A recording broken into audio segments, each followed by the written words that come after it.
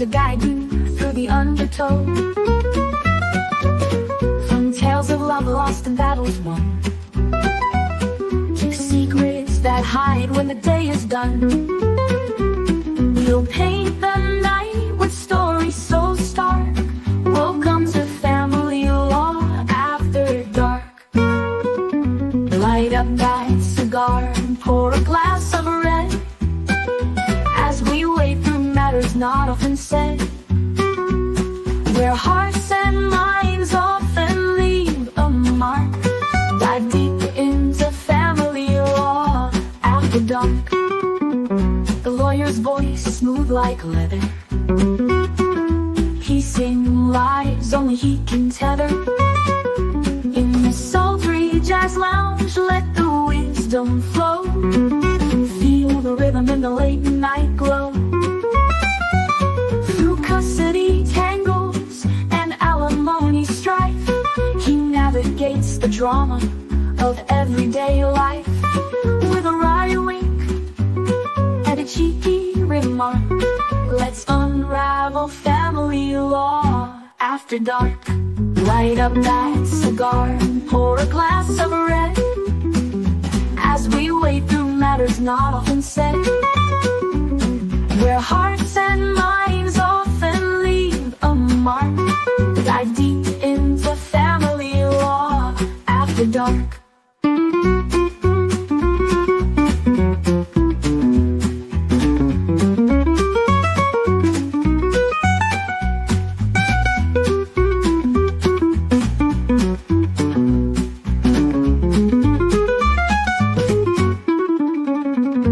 Light up that cigar and pour a glass of red, as we wade through matters not often said, where hearts and minds often leave a mark.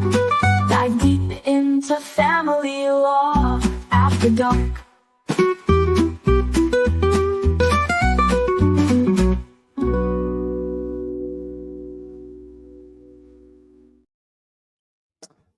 Happy Friday to everybody. This is Omar Serrano with the Tilted Lawyer podcast, and I am joined by my old assistant, Melissa DeCastro. Hello. She is here, and she's back from wherever she went. Been all over the world and back, and here she is back in this office. And I'm also joined by Monique Castoritas. She's been a family law attorney for 15 years. She has a master's in social work. She has a very unique take, and she's going to be joining us in studio for the very first time. She also stole my assistant away, and so now everybody's here. That's a lie. She didn't. Anyway, I'm also joined by IT Goatee Brad, who has his own YouTube channel where he does stuff, walks and cooking, and he covers a lot of nothing as of late. Well, what the fuck, Brad? I know. Why is that? It's my fault. I did. Yeah, We did do a lunch stream though. When was this? I wasn't invited. Do you want to be a part of lunch streams? No. Oh, well then. And for everybody else, welcome to another episode of Family Law After Dark. Melissa, how you been? It's been so long since you've been here. I know. It's been a while. Can you guys hear me? I can. Okay. We can hear you. Can you scooch down the couch just a tiny bit? I mean, No. That works. Monique's microphone was in front of your face. So Oh, we don't want that. oh my God, we've been all over. Oh, the well, place. we're having, I don't You're have good. the skill set that Dominic has. And so I did my best. And here we are. I haven't had people in studio since Dominic was here. And this is the Oh. first time me trying to pull it off by myself. Dominic's off playing golf somewhere. How dare he? I know, as he should be. It's a beautiful day. Yeah. So, folks, Monique, why don't you tell me a little bit about you and your practice? Sure. So I practice in LA County, Kern County, and most of Southern County as Kern well. County, what the fuck for? Why? So Kern County is where I originally started. That's where I opened my practice to begin with. And What I a hell started of a place expanding to out here. start.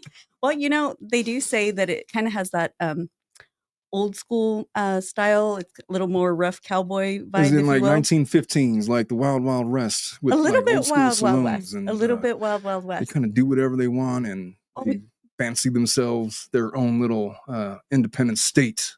Well, apart from everyone else. I will say they do a lot of contested hearings. So I definitely got a lot of trial experience just working out there. Well, that's cool. So 15 years of doing this shit, huh?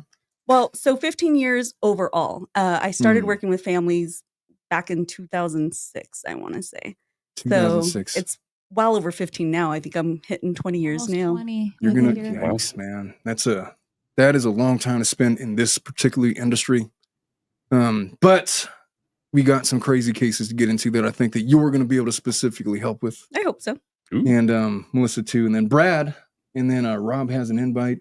We'll see if Anita pops in. It's like 2 a.m. for her, so I'm doubting it. Rob said he sent in his Where is she? In Oh. the Philippines? Tell Rob it's the same link that it always is. Oh, she's in no. Hungary. Yeah. Yeah. Oh, I think Rob's. What's up, Oh, there's Rob. Hey, What's up, man? He's wearing like a tank top. You like working out or what? oh, it's hot. It's hot in Arizona, my brother. Hey, So- nobody my told you to live in God. Arizona, bro. It's like 115 degrees over there for no reason. Mm-hmm. There's no reason for it except we're in a valley, so all the heat just gets together, I guess. I know how the desert works, but Mhm. also, no, I really don't. I'm just being a dick. Oh, Yeah, Mark, you're fine. Yeah. you know, something Monique does also a lot that we have dealt with, but you have never done. She does a lot of minors counsel. Mm. Yuck. So going back to Guardian ad the litem stuff, experience. or- No, appointed minors counsel. Oh. So Omar had said it correctly. My background's social work. So I've Yeah. been working with families for many, many years. Mm-hmm. So having that background, I found that that's been really helpful with minors because I'm used to interviewing them on a regular basis. Yeah. And I'm also very cognizant, like I've had appointed cases where the parents are trying to fib about how involved CPS is. What percentage? I'll of the call them out cases would quickly you say 'cause I'll that is? recognize it. Is that like all of them? Ooh, it's up there. Probably, well, often sometimes people want to make false CPS reports. Oh, So they that's why it embellish. goes up there more. Yeah. We can call it Preponderance of the embellished, why not? evidence. But yeah, I would say They at least take 80%. liberties with the facts Bare a little minimum. bit. Yeah. Mhm. What I don't want to say a miserable position, but that is Melissa used to be in here in the office with me all the time. Okay. And I would just become so like frustrated with these kids. Like, you know what? Fuck family law. I'm out. I'm doing civil law. I'm doing something else. 100 times. Yeah, every single, but I keep getting drawn back in just because that is the area of greatest demand. And it's like, it's been sort of what this firm has made its footprints with. And so here we are doing family law. And, I've never been minors counsel, but, I've dealt with these cases. Most of our cases deal with children. And it's just a crazy way to build a career. Does it ever weigh on you though? Like, isn't it just like sometimes bad for your soul? Do you ever feel like you just want to, you know what? I think I'm had it with like these child custody cases. I'm done. No. So what I have to say, I learned many moons ago from one of my professors in social work. He said, information can come to me, through me, but it cannot stay on me. Because at the end of the day, all you're doing is helping people through their burdens. So you can't carry them. That's too much because we have our own. So I try my best to, keep those boundaries, but also being cognizant that I'm there to help them through whatever it is that they're going through. If it's my client or if it's minors counsel, whatnot. That has helped guided me. And I think probably has kept me sane, realistically, working with families for this long. Do you ever feel like you made recommendations that went awry? Like you made the wrong call on some of your recommendations? Yeah. So with minors counsel, they want to say it's proposals, right? Because we're not allowed to give recommendations anymore. However, Really? there's this whole, I think, body of law for statutes that says that minors counsels, their purpose is to provide a proposal, not a recommendation. Yeah, but it it's the whole serves thing. like the same purpose though. It's what it's called. You're not wrong. You're not wrong. You're not wrong. So Right. I'm just clarifying. Yeah. But I will say, I feel confident in a lot of the proposals I've made to the court. But, sometimes the parents don't feel that way. Well, they never do. Yeah. When does that ever happen? You're usually piss one off. Yeah. And so it's not uncommon. I remember this one case, I got called and emailed something to the effect of, what you said is defamation and I want to sue you, but we can settle right now. Yeah. So you know gotta what? be kidding me. I choose option Right. A. Why don't you just sue me? Let's see how that goes. Did work out too well for them. But Omar, it's That's kind of true, your though. bread and butter, if you stay My- within family law and reach out to other areas, right? My family, I don't know if my bread and butter is family law per se. I think my bread and butter is litigation in general, civil You always and told family. me that you okay. felt that it, like you said, it just dragged you to it. You're like, it Yeah. literally dragged me to it. I didn't choose it. Mm. It just As dragged David me. Gingras found out, I'm pretty damn good when it comes to interpreting and being persuasive with the law. And I don't know. He really has a good argument though. No pun intended. No, yeah, exactly. And he'll argue his point for a very, very long time. well, he could argue all he wants as long as it's out of his ass, because that's where it sounds like it's coming That's from where it's coming half the from. time. He may have If gotten you're his unaware hand of David slapped. Gingras, he's this guy. I don't know if you're familiar with the Laura Owens case, but she's this lady that You're still brought. covering the Laura Owens. Oh, am I? What do you think, Judge Does Judy? Melissa know the latest? Rachel Juarez. No, she does not. So she's been indicted on felony perjury charges Uh-huh. as a result of all of the stuff, fraud and all kinds of Okay, that's not things. surprising, but okay. Yeah. But her attorney, David Gingras, was, well, you know what? I don't have enough time to even like, it's a lot. But I'll do it's some research and then we'll come back. the gist is Just this. pointed to Schnitzel the Ninja. Pointed to Schnitzel. Omar wants no All of Yeah. it's He there. didn't even mention her. He just like hinted something, and she wrote him an email. Like this, remember? Yeah, we got an Wait, email. at the And very, we got an very email from David Gingras. But So the gist defamation of, for you too. oh, I haven't been sued yet for defamation, but you know, No, she She asked him kindly, like, stop. so she had this rendezvous with the ex-bachelor, a gentleman named Clayton Eckert, the bachelor. He was one of the bachelors. The Bachelor. I don't know how that works, but he was one of the bachelors that was the guy that picks the women. And then they've had success. That's how the show works, right? Like you give He out was on The roses. Bachelorette, and then they Well, brought him in to be the Bachelorette. Bachelor. he was Is it on The season Bachelor or the- 26. Bachelor Yep. for the male.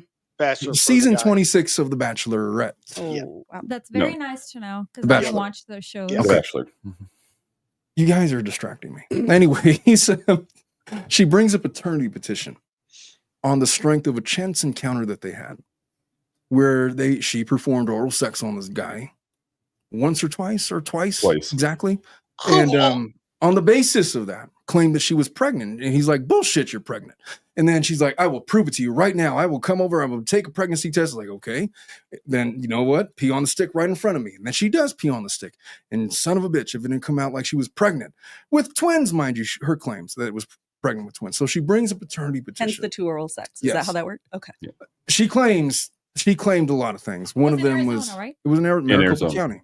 She claimed that she was sexually assaulted by them, that they had vaginal intercourse. Clayton maintained that they never did. No, it was only oral sex. She files a paternity petition to come up with a parenting plan in Arizona County. Turns out that she was faking ultrasounds, that she was faking her medical records. She was faking tests related to HCG levels that came up with the pregnancy test. She had no record of receiving any kind of prenatal care and all kinds of other stuff. So without going Changing too far records. into She Yeah. changed Well, records too, yeah. While change records, claiming yeah. at an injunction against harassment hearing that she saw providers, her OBGYN and whatnot, just last week. Yeah. Yeah. And so, long story short, she lost her family law case. Eckert moves for sanctions related to in litigation behavior. He's awarded $150,000 in attorney fees and costs. Me and her attorney, David Gingras, have had this long running beef for almost a year now, where I've been telling him that he's wrong on his version of the law, and he's been convinced that everybody else is wrong. And it's been this whole long thing. In the show that I did a couple days ago with Rachel Juarez, we were talking about her. Rachel Juarez is like she graduated from Yale, got her JD from Stanford, has been a complex family law attorney for like 15 years or something like that. Super lawyers for 6 years running. She's on Hot Bench, created by Judge Judy. And she openly debated him on YouTube about his legal arguments and obliterated him. He was awfully sore about it. He lost his appeal. And he said that I am dead to him, and now Rachel is dead to him. He's very derogatory and misogynistic towards her. Oh my God. It's too much to explain. It's just, there's been so much over the course of a year. You're going to want to just dig in after today's show and see the course of history on that show, because there's stuff coming up. She's got a criminal trial supposedly in October of this year. I'm certain that's going to be pushed back. She's facing 33 and a half years in prison for her lies that she perpetrated on the court and others, her fraudulent schemes related to paternity scandals for not just Clayton Eckert, but there was others. There were others. that she did before. They executed a search warrant for electronic communications devices in her home and other things, whatever they could find. I don't know. She may or may not have purchased injectable HCG, which is the chemical that they use to first determine pregnancy. The other way obviously would be like an ultrasound. Anyway, she's in a lot of trouble. You can do that? Oh my God. Yeah. Don't get any ideas, Melissa. I want to see her the search history when they captured her devices. I could only imagine her search history. How do I do this? How do I do that? Right? They don't even need her devices for that. They can just go to Google. Yeah. Really? One of the ChatGPT. she was sending emails to this guy Clayton Eckert, and she was saying stuff like, "Listen, if you don't want to have a relationship with me, that's fine. I'm keeping this baby. But if you agree to go on a date with me and give me another chance, Give me 2 maybe weeks. you'll see how tight I am, Oh my and you'll God. change your mind about me." Yeah. Because I of remember course that. they've That's never had. crazy. She said that, even though she also alleged they had vaginal sex. But if you'd only discovered how tight I am, I'm the safest person you could possibly have sex with because it's been so long. That's what she said. I will get an abortion and we will go on a date and we will resume like nothing ever happened.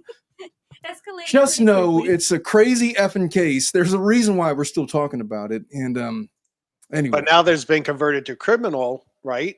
Yeah, It's now on it's the a news, felony, several yeah. news channels, everybody around the Right. country. It's I'm going to ridiculous. be at CrimeCon. Rachel Wars is going to be over there. We're going to be talking about the Laura Owens case. And Oh, so that'll be that's cool. in the works. That's from September 7th to 9th. Laura Knighty's going to be there.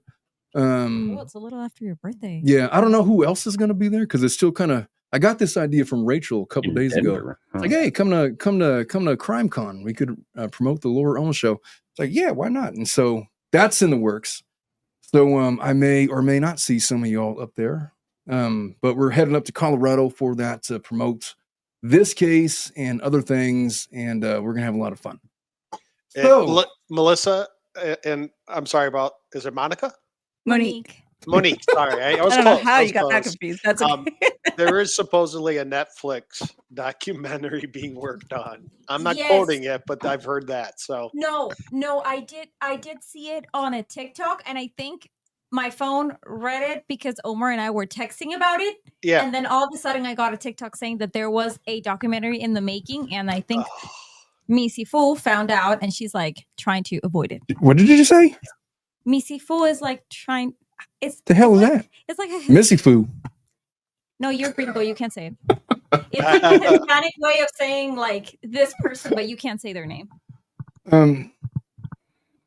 What? Never mind. Okay. Never mind.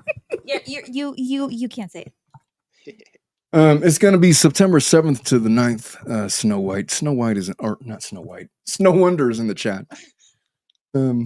Anyway, it's going to be that weekend right after my birthday. So Yeah. Nice. that's going to take the place of, well, it's going to be a vacation of sorts, I guess. Denver is Wow. beautiful this time of year. To be That's what I heard. 22 again. Youth is indeed wasted on the young, isn't it? Yeah. By the way, speaking, how does it feel to be middle aged, Melissa? Been a long time. Oh, dang. Ooh, nice moon bump, Melissa. Omar, how old am I? 30. You're going on 31. No, I am 31 already. 31. Jesus Yeah. Christ. When I met Melissa, she was like 25. 25. Just a baby, man. Just a baby. Still a baby. You're I just- still in a Still a good baby. age. You're I still in a just good turned age. 36. Yeah. Oh, well, you've been middle aged for a long time, Brad. Thanks, born in Omar. I 96. appreciate Wait, that. what did he used to tell me when I turned 27? He's like, "Oh, you're already in your expiration date." I was No, like, "Wait, what the uh, hell is that supposed to mean?" Well, And then he's like, "No, wait, never mind. No, you still have a couple years." And then when I turned 29, he's like, "Yeah, this is your last year. Then you're gonna expire." so I heard this joke with my wife, and then it was like, because I don't remember when I met my wife and she was 29, and then Yeah. like the joke was, oh, like her expiration date is 30, and so just before expiration, and so like the best before date or the best by date has been like this running joke for like 10 years, and so when you turn 30, he's like, yeah, so you're expired now. You're expired. So, but It's like no milk. worries, I've been expired for 14 years now, so Well, I I told will say, you that, and you were like, you remember where you were like this. Men never expire, and I was like, come on. And you're like, yeah, we never expire. We get better by the year. So I'm like, yeah, keep believing that. Don't worry. All right. no, I will say, I wanted to make sure I popped out one before I turned 30. That was really important to me. So I do have one child. Well, I've never popped out one, but No, you popped Well, you out might 3. have, but not an Oh. actual child. well, I've popped out 3 if that's the case. I got 3 Yeah. babies now. One, my daughter was on a jury. She Oh, got was seated called? for a jury in a criminal case right across the street. You're kidding me. I'm not. She didn't get counted out during They voir dire? did not. They said, "Hey, so, do you know any attorneys? Whatever." I did not talk to her about this except this one question, and then she said, "Yeah, they knew that my dad is an attorney, and they kept her on the jury." And I told her this. I told her that, well, the DA wants you because he thinks that you're going to be like young and hippie-ish and empathetic to their client. The prosecution wants you because you're a woman. Interesting. And indeed, she is on the jury right now, so she's in a trial right now. I don't know what kind of case it is, but Across it's the a street, like right here. criminal case over here, right across the street. Very demure. Yeah. Meet for lunch. Never say Mhm. demure. You don't even know what that means. I hate the word. That's the incorrect usage of that word. Can we get to our cases? Let's get to No, our real first quick. case. You Yeah. got your lawyer outfit on. I put on my jail garb. Oh, who's in that for? preparation. Is that for I'm gonna bring Diddy? it to the trial. Oh my God, Diddy's Just to girlfriend. give her a he little was something, today, something she as a gift. testified. His actual before, like the girlfriend that he had before he got convicted, she testified today. No, we missed it. We're going to be Oh. doing Diddy later, Ooh. maybe this week. Brad, what the What? heck? I always told Tina what I thought was going to happen. She always asked me, like, what do you Karen think? And I'm Reed like, was wild today. "I'm gonna magically die. I miss Karen Yeah. Reed. I was busy doing never lawyer know. stuff. But I am going to be doing recaps of Diddy and Karen Reed coming up. Enough plugging the show. Let's get into our cases. How about that? We're going to be here all night if we don't start getting into stuff. All right, let me share my screen. So that, all right. This guy says, it's been a long road and I need advice. I've been reading this group for a few months and I want to share my story, mostly just event, but I also would like advice on moving on and any input, please. I'll try to keep this short. I'm currently in the process of paperwork for divorce plus house split. I'm 30 years old. I've been dating my high school sweetheart for 12 years or so. He's 30, 30. so he has been dating Since high he was school. 18. Yeah. We bought a house together 5 years ago. Recently got married, been married for 1 year or so. Hey, Monique, how do you divide a house when it only has like a 1 year of community time, 4 years of separate property time? How would you divide that house in that scenario? So usually the way I look at it when it comes to if two couples bought a home prior to marriage Yeah. and they're both on title, Mhm. then that portion is more contractual is the way I see it. Exactly. Whereas that year after, then we start looking at community. Most of the time when I ask attorneys that question, they don't fucking know the answer. I have to applaud your boss. I cannot believe you just tried to stump me. Give me another. I'm ready. It was not a step. I was going to pick you up That's if you what I didn't. was gonna say. He has asked that question in front of me. Different, and they They don't know stutter. Really? what happens is they treat it as exactly like you said, a civil contract. It's a civil business contract where you get in what you put in, Mhm. and now you're married, Mhm. and now community rules apply. You Right. know, if they have to, they divide it. If they need to, via what's the credits and reimbursements? Oh, What? what? Epstein Marsden Watts? Oh, credits. got it. Yeah, But even so, Epstein it's, Watts, Marsden, all those. Yeah, even at What's up, Brad? even at 5 years, they're not going to have that much equity in the house. why do you assume? How do you know they didn't put down like half the value of the house? That's That's why we do Doesn't- PDDs. I mean, sure, but And This- you look is at it in both reasonable their market and say no, people in their 30s don't put $150,000 down on a house. Hey, Brad, you don't know. never represent yourself in court, man. We know a couple lawyers. We could help you out. Yeah, Just sit back, buddy. Got one named Yeah, Monica. Let I'll us give you not her make number. assumptions. Just don't represent yourself, buddy. All right. So I'm a 30-year-old male. Been dating my high school sweetheart for 12 years. We got past. So she had an affair. She had an affair with me with another guy about 4 months after we got married. It was multiple times sexually, but a lot of it was emotional bonding, time together, Sir, etc. that was going on before you guys were married. But anyways. Well, who's making assumptions now? Look at Melissa coming in with the assumptions. You always do. I kind of feel like her, yeah. Well, maybe she was. I don't know. She would ride pretty much every day. What? My wife just got a new bike. I missed a sentence. That makes a difference. It changes the whole mood. Yeah. Context Really entirely changes different, the sir. context. Oh, she got a new bike. Yes, a super bike. What is a super bike? One of those electric I'm ones. aware of. Well, it's a super bike. That's when the issue started, about 4 months after the wedding. She would ride pretty much every day. During these few months of riding, she met a new biker friend, had an affair behind my back. She would want to spend more time with her affair partner instead of me. It didn't matter how much I loved her. Wait, so he knew? To take care of her, or forgave, or try. I'm trying. He's writing it like this. He knew. Or forgive or tried. For me, during this absence of her, it obviously caused issues with quality time together and brought tons of issues of me wanting her. But bike is greater than me, so I felt second. I need to consult ChatGPT to like clean this up for me. This is. You just gave me an idea. No, sometimes when people write you these, like, I understand. you know what I mean? Yeah, I need. Could you just tell me what they meant? I think I can. But I get what he's saying. Yeah. It seems to me that the whole issue with the bike is that she's spending more time on the bike, but she's not spending time on the bike. She's spending time on someone else's. On somebody else's bike. And so, look, her hobby is taking precedent over him. Else. He felt second because he was second. It just got worse and worse. As in, I wanted to spend time with her so much, nearly would beg her to just work and come home to spend it with me instead of ride her bike, be with him. But she stated hundreds of times, the bike is more important than being with me. What do you think the education level of this guy is? You know, I was actually looking up education levels earlier. It's usually 7th or 8th grade is usually the highest in the United States. For like grammar and writing and stuff? Precisely. That sucks.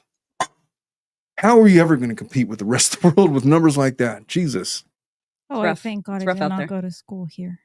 Plus, their relationship started in high school, so they kind of carried that through. Bare minimum high school. You know something else that I read recently? I read just on the evolutionary scale, doing athletic hobbies with like another person. Mm-hmm. There's all kinds of like pheromones and like displays of strength or whatever. And so if like your husband is like this sedentary guy that never exercises, or like you go to like a jiu-jitsu class and watch him get his ass kicked like all the time, like all over the place, like what happened to Tom Brady, then just evolutionary on the evolutionary scale, it like puts you like subservient to all of these other people.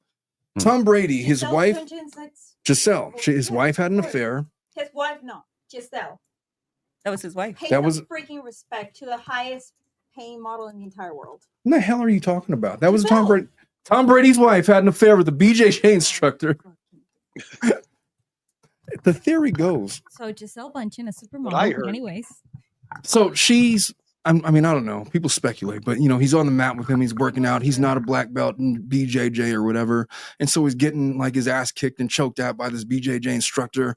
And then what I've heard other women say is like, you don't understand what that does. Like to emasculate a man like that. Like you see them getting choked out. And like, here's this guy, and then she has an affair with the BJJ instructor. I'm not saying every woman. I'm just saying, like, if she's doing like these physical activities with the guy, and she's been with this guy for 12 years, I know it's a brand new marriage, but still, she was 18 when she committed to him for life. Well, not for life. I guess a year ago, but she's been with him forever, right? Right. And so she's never had the opportunity to go and explore whatever her... Play the field. To play the field, so to speak, just sow her royal oats. I'm going to quote something that you told me a very long time ago. What was that? Don't get married or settle down before you're 30. And I said, why? And you were like, because you're a completely different person before you're 30. Yeah. I say the same thing all the time. Yeah. Live a little life before you tie down, tie the knot. Or finish your education. I think that's important to get That's out a of the good way one as well. too. Yeah. I mean, I see, honestly, Monique, most of our divorce cases, is it not the case that most of them like met when they were like, or got married when they're like between the ages of 18 and 24? Not uncommon. 15 to 24. And then they come up and, 10 or 15 years later, oh, they're just tired of it. And you find out that, oh, there's all these affairs and whatever and this and that. And it's natural because, you meet somebody when you're like 30% of who you're going to be. Right. Whoever you were at 18, I remember who I was in 18, unrecognizable. Not the same. I would look at that guy right now and I would think that he was a dumbass. You know what he was talking about? It's like this is a stupid little kid. What's wrong with this guy? He needs a lot of work, is what I would have said. But had nothing to do with who I ended up becoming. And so if you're trying to, you good for you. You found somebody to stick with you from ages 18 to 25 to 30. Well, if you don't go through the exercise of figuring out who you want to be with after you've fully developed, there's always going to be like this missing curiosity that needs to be itched. And with this lady, yeah, she was doing the right thing morally, maybe by marrying this guy. It was like the logical progression, right? We've been together for 12 years. Nice. And so they probably, their families know each other. And they're entangled in that way. And everybody's expecting her to marry this guy that she's been with for 10, 11, 12 years. And, but she never got to explore what like a type B personality would be like, or a type A personality, or a type C personality, or maybe she wants to be with an Aries, or like a Scorpio, or like a whatever. Or maybe she Some doesn't people like are into men. those kinds of things. Maybe she doesn't like men. I wouldn't say it was the moral decision. I would say it's the rational decision. You're right. Maybe not the moral, but it was the logical conclusion to that story, And so now there's a lot of regrets. Now they've been through the wedding. Maybe they've gone through like a year of planning, and they planned it and the big day's over. Now it's just them. Now it's just her and her husband. And it's boring, man. And so now she gets a new hobby. Before. Yeah. Yeah. And now Yeah.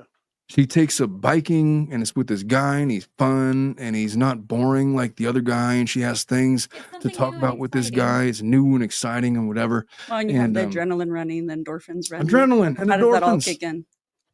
Damn that super bike. Dopamine and all that other fun neurotropics. Mm-hmm. Yeah. And so now it's completely, I don't want to say expected, but it's not surprising that this guy's in this predicament. I'm disappointed, but not surprised. Yeah. And so let us read the rest of this. After I caught her with the affair, we tried to rebuild. No, you did. Yeah, you did. Yeah. I feel like when a guy tries to rebuild after a wife's affair, there's no winning in that situation. She's never going to look at him. He's never going to look at her the same. And she's going to look at him as even weaker than he already was because he's not even respecting himself enough to like step away for like a year or 6 months or be separate or whatever. And I think you said it correctly. They start feeling emasculated too. So Yeah. he's probably not going to even give off, if he wasn't already very manly to begin with, he may be giving off even worse vibes. He's in his Insecurity. feminine energy. She said All it. of that. I didn't say it. See, I would say something like that and people would say, oh, you're just being whatever. No, man, I feel like It's when I he feel started like- It's real. crocheting, though. It was the part about crocheting that got me. No, it was when he started writing sonnets and it didn't work out for him too well. oh yeah, let's go sit under a rainbow and write a poem. Let's read Shakespeare together. That'll make me. Or I can let's jump protect on my woman. Harley and do some Brazilian jiu-jitsu. It's look, one is more. God damn it! What did I do? I should stay on script.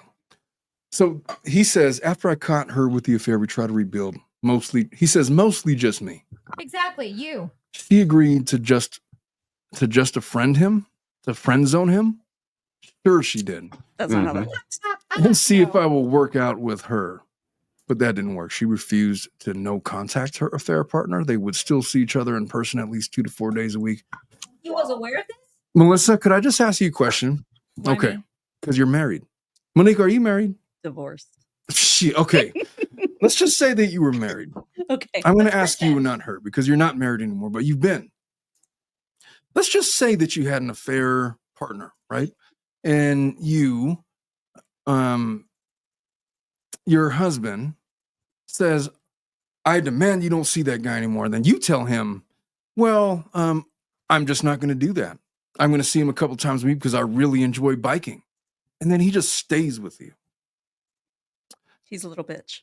Jesus Christ. You see what I'm saying? I didn't say it this time, folks. I didn't say it. Monique said it. She's invited back. Well, you have to bear in mind, I have 4 older brothers, so I kind of think very Okay. differently than I think. So in most terms of the females would. female-male dynamic, Yeah. when a man does not put his foot down and like mark his territory, so to speak, Men and are he supposed just to be men. allows that to happen and still stays with you in the hopes that things going to get better and this guy's going to go away. She's going to keep walking all over him. Of That's how that course. works. Okay. No, Melissa, okay. I asked the same question of you. What would you do if your husband just like he allowed this? Allowed you to have some like buddy at the gym or whatever. And like he asked you to have no contact with him ever again. And you just said no. And he's like, well, all right. Well, we'll just see what happens, I guess. I know that's never gonna happen with him, but if it does, I will be like, my first thought would be like, What is wrong with you, idiot buddy? gonna let me walk all over him? Yeah. Okay. Mm-mm. I would expect a man to be able to be a man without taking away from a woman. Well, from that the make women, sense? what would you? Yes.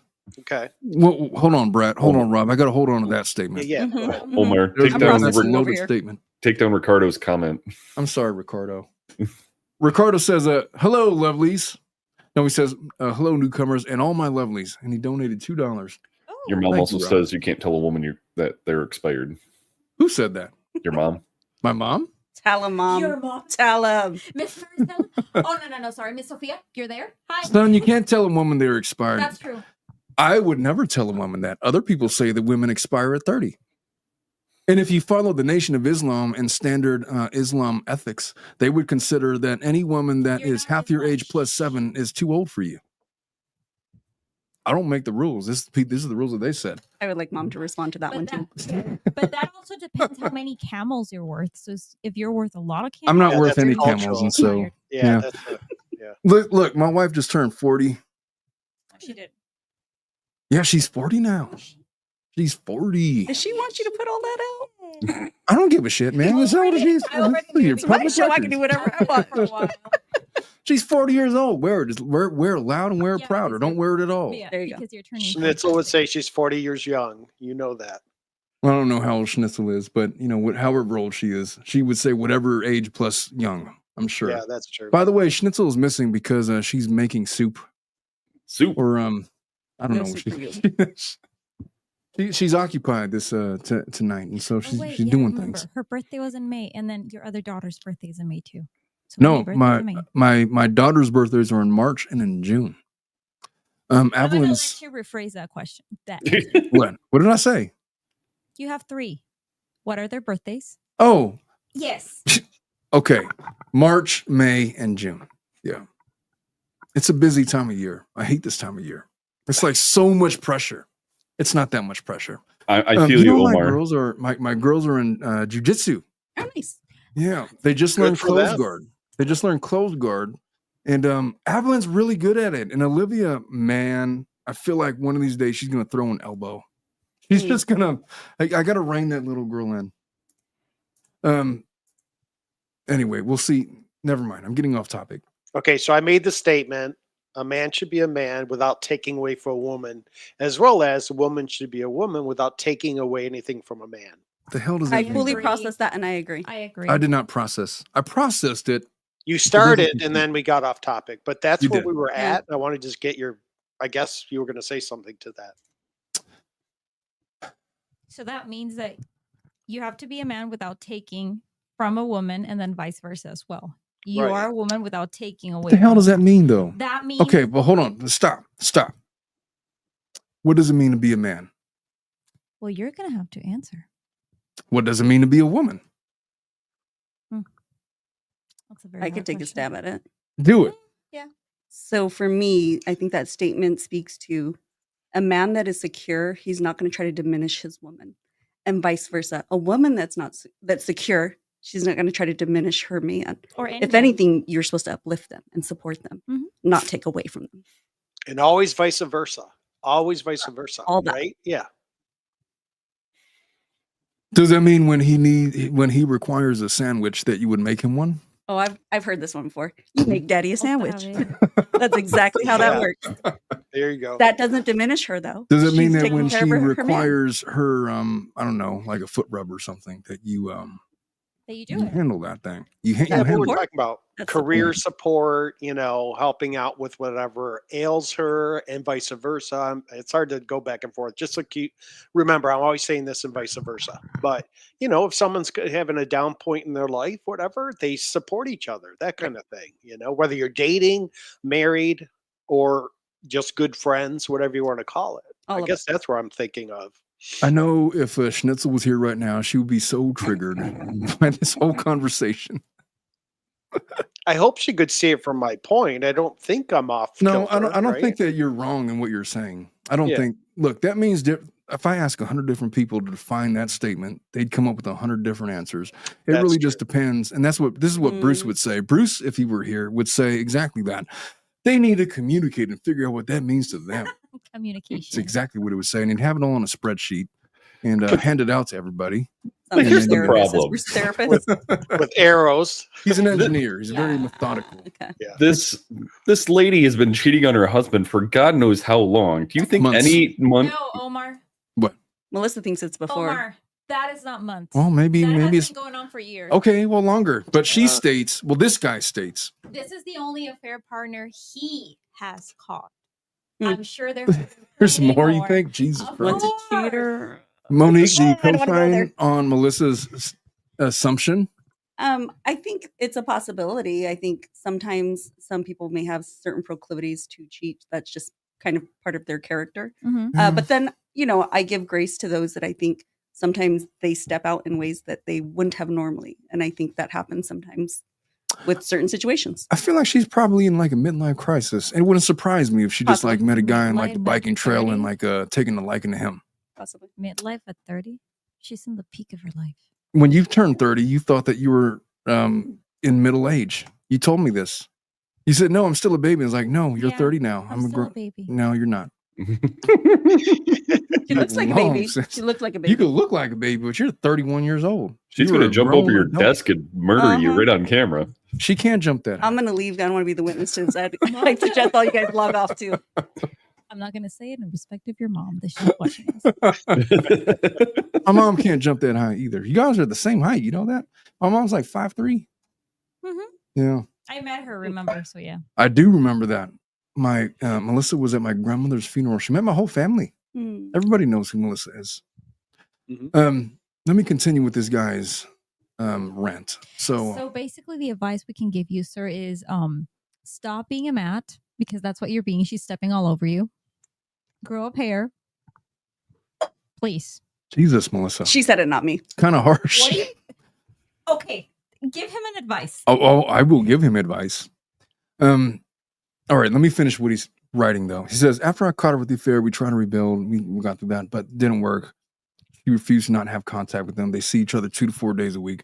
Like almost nothing changed that she got caught. I don't remember any actions or proof that she is pushing away from him. It ate me alive, being alone, thinking about what she's doing and when she's coming back to our house every time, every hour, but always said the same BS. He's just a friend now. How insane. He's not just a friend. You guys effed. You can't just turn that switch off and be a friend all of a sudden. Mhm. I'm going to show my age. Can you put on that song? But she says he's just a friend. She says he's just a friend. That's like oh, the baby, you. late 70s. How That's old their- are you? Jesus. 40. 41. 41. Oh, I'm older than you. Jesus. You are middle aged. No, I've made no bones about that. I'm 44 years old, young lady. Anyways, I didn't want to lose her. I was blinded by love, so I let them just be friends. You're blind by stupidity. Still? And I hoped Oh. that this was true. After about a month of that, we both hated it. I hated how I couldn't trust her. I didn't believe it, and the stress and worrying was terrible. She hated how I always ask about him, and I would if she didn't know contact. It got to the point that she threw me this bullshit. We need a break for a few months, as in, Oh. find an apartment. She we grew a work on pair. ourselves separately and then meet back up to see He's if the we man want of to keep the playing. relationship. I am Also, so sorry. It was move out or we would divorce right now. She bought a bit of time alone, or she thought a bit of time alone would somehow help us. And of course, that's the last thing I wanted. It was heartbreaking to hear this. Even though she cheated on me and lied, I was so in love and willing to work past it and figure it all out. So I moved out to an apartment because I thought, well, I want to be So married. he was the one who moved out of the house? And the man came in. That's All right, how that I'm works. gonna tell you exactly what I would tell this guy when I Please. finish his thing. It's either a few months apart or forever. So I moved out. It was so painful that she wanted me to move out. I've been at my apartment alone with little contact with her during these months. It was super clear I was the only one trying to fix it. She pretty much gave up. She made it clear her affair partner is now her boyfriend. After about a month of being alone, funny, imagine that. Monique, how many cases have you seen where affair partners just turn into like the guy just moves in, next thing you know, like the old husband is out? I got a case like that right now. Oh, I don't wanna she say would have been great consistently, last week. But We had a again, it's couple. not I know, uncommon. right? And what ends up happening, and I usually see it more from the male side, where the male has the affair and then the female comes in the second one. Yeah. Now they want to control the whole case. They're gonna save the guy that got cheated, or the guy that is trying to. It's usually a custody issue. So they come in thinking they're going to save him, right? They're Yeah, I trying to pray run the there's no case, all of kids that. here. Yeah, pray But there's what no ends kids up, involved. Sorry. yeah, no, you're fine. But what ends up happening is they do the exact same thing to the next person. Exactly. So that's exactly what we're going to see on this one. as well. Exactly. So fast forward today, her boyfriend moved in with her. It just hurts. Keep in mind, we're still married. I lived there 5 months ago. The house is still in our names, at least for a few more weeks. I just need help. So I know she was terrible to You me. just need help. picture what's up, picture man? this, man. Yeah. You got evicted from your own house, and this dude moved in. Willingly. He's- Willingly. He was like, yeah, I'll pack a bag. Bye-bye. You know? You know, Wow. last week I said in that one scenario that we talked about that, look, you're putting, because there was children involved. Like that's putting everybody in danger. You can't just move in your affair partner into the house where the spouse you're still married to still resides. Somebody's going to die. For sure. Yes, exactly. That's what I was gonna say. Somebody's gonna die. And Well- you got kids there. That's grounds No, they don't for, have kids. And honestly, I would think the judge would be really upset with that. If Yeah. you have two people in there, one with the affair, With the one's the regular. children. I would I grant would a move out- restraining order. I would move out the mom. I just Yeah. would. I would. Do you think they felt the airflow as he went out the back door and the other guy came in the front door? You know, that Maybe. air gust you get? Probably. I'm just Yeah. wondering. Yeah, probably. No, there's no kids in this one, but there was in the one last week. We had a similar case to this. You know, I have to admit, I kind of feel like an asshole because the more you read, the more you just see how sensitive this guy is. He Yeah. really is. But the truth of the matter is, he does need someone, whether it's a male or female, to instruct him on the way you're handling this is going all wrong. Yeah. I feel bad because this guy is never gonna go back to the way he was. He's gonna be a completely different man. I kind of disagree. this. I Could think a guy happen. like this is always going to be this way. Mm, He gonna might be a little more callous than he was Jaded. before, but I Do feel not like he's send a- this guy to Andrew Tate. Oh No, do not. You're right on that. So I'm just so hurt. Our 12-year relationship, being married for a bit, she was able to kick me out, replace me with another guy that quick, 5 months. Let's take a break and no divorce to divorce, and also found a serious boyfriend and have him move to my old house. Same bed I held her 5 months ago. Jesus, guy. It hurts so much to feel so quickly forgotten and replaced. All right. You want to I'm get done back with with this. her? Sleep with Wait, her sister what's- or her best what's friend. your- Believe me. Let me give what's my your advice? More. Here's my advice. If this were to happen to me, Okay, no, it wouldn't. I'm just saying. but if it Okay. happened to me, Somewhere. I would be so far quickly gone. I was like, oh, you want to be separated? Let's be separated then. And I would be separated. And I would like travel the world. I Let's would be go on single. vacations. I would like go like a tour Italy. I would go to, I don't know, I would go all over the place. And I would not hold on to something that clearly had no place for me.